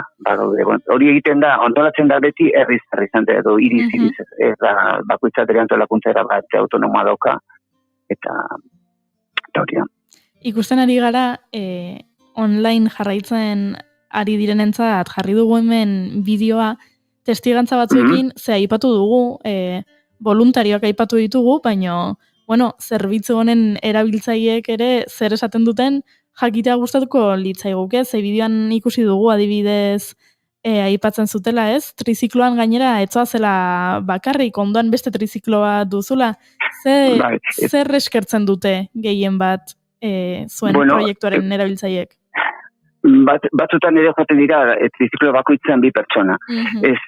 Nik usten dut gauzarik importantena edo guretzako, da bakarra da, jendea normalean hiltzen garen jendean gana nahiko bakarrik dago. Eta orduan gehien apretatzen dutena da irtetzea, paseatzera bereekin, hitzitea, entzutea, komentatzea, eta horiek guztientzako, autonomoak direnak edo ez diren autonomoak.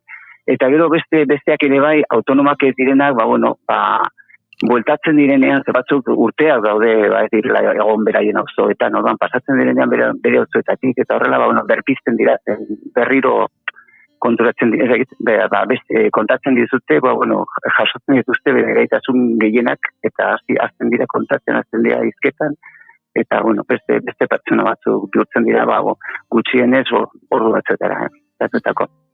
Aipatu duzu, webgune berria duzuela, jarriko dugu hemen gure entzuleentzat, eta gero webgunean ere jarriko dugu, niri asko gustatu zait, hemen webgunean aipatzen den zerbait. Hemen dago, hasiera nor gara, zer egiten dugu, eta zuk zer egin dezakezu.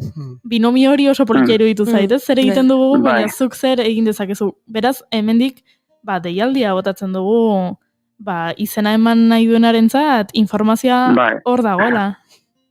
Egin dezakezu, bakoitzak alduena edo nahi duena, besterik gabe. Jendea sartzen dela eta bakarrik egiten du hilean irtera bat, eta beste batzuk egunero egiten dutena, beste batzuk junta daudela, beste batzuk agian laguntza ekonomiko bat ematen dute, beste batzuk olako edozein segun bakoitzak eskaintzen duena, ez dakit, web horria ere, pertsona oso profesionalak egin dituzte, eta oso validoak, eta beraiek ere, dute voluntatez, eta gana egiten da horrela bakoitzak alduena eskaintzen du, eta saiatzen gara aldugun oberen egiten, gero, gure limitazioekin. Ikusten dugu baita webgunean adibidez laguntzeko bestera batzuk mantentze lanak, trizikloak prest jartzea eta Bai. mantentzea. Hori ere garrantzitsua da, niri etzait burutik pasa hasiera batean, baino pentsatzen dut bere garrantzitsua izango dela.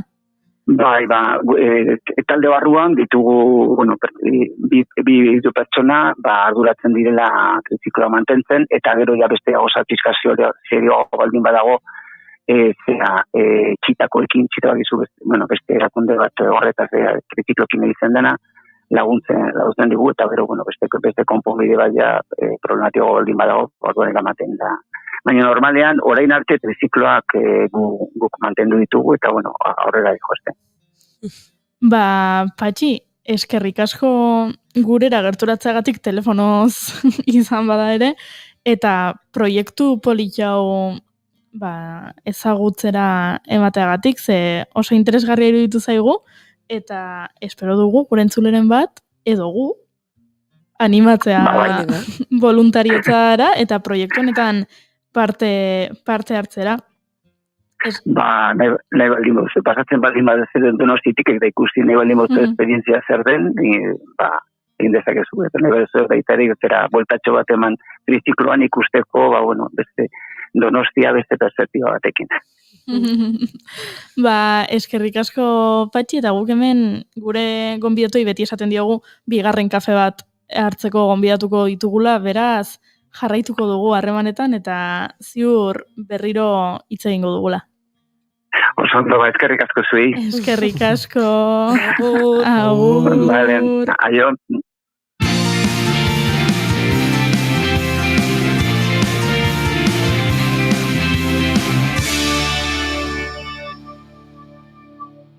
Keep calm and bigarren kafea.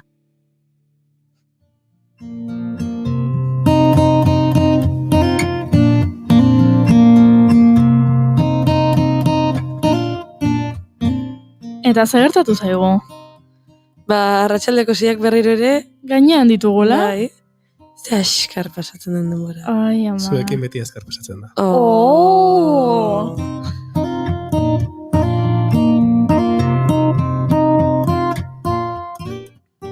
Bai, agur esateko unea iritsi da. Bai.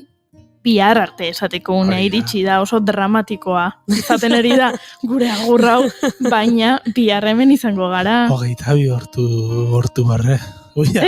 Zer dezen? 22 ordu arte. Ezen nahi nu. Ai, ama, mutillo, ne? Blokatu naiz. Bai, blokeatu eta zaude. Hori joa batet. Bai, karo, trizikloako ezala. Amaia, zu bihar hemen izango zara? No, eski baietz. Iñaki, zu bihar hemen izango zara? Bai. Wow. Eta zu? Eskerrik asko. Ni hemen izango naiz. Zu? Irukongo gea. Eta? Zeinekin egongo gara? Bueno. Kanpotiarrekin. Eta ez bakarrik kanpotiarrak? Ez. Kontzertu akustiko ere biko dugu. Elkarrizketa akustikoa. Eta nor dator? Iratz. Wow. Eta doinuetatik aratago podcastean norbaitek bere abesti kutxunak aurkeztuko dizkigu. Hori da, Leire Palacesek aurkeztuko dizkigu. Ara, plana osatu dugu biharko. Bai. Zer? Nik enuke galduko, ezta? Nik ez da galduko. Aizu, entzuten ari zaren horri, zuk ere ez galdu. Eta bihar lauetan, bigarren kafea. Bigarren kafea, Nain Zirratiaren sintonian, hemen izango gara.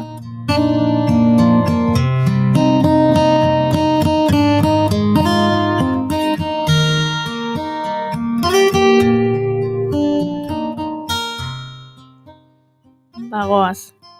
Agur. Bihar arte. Bihar arte.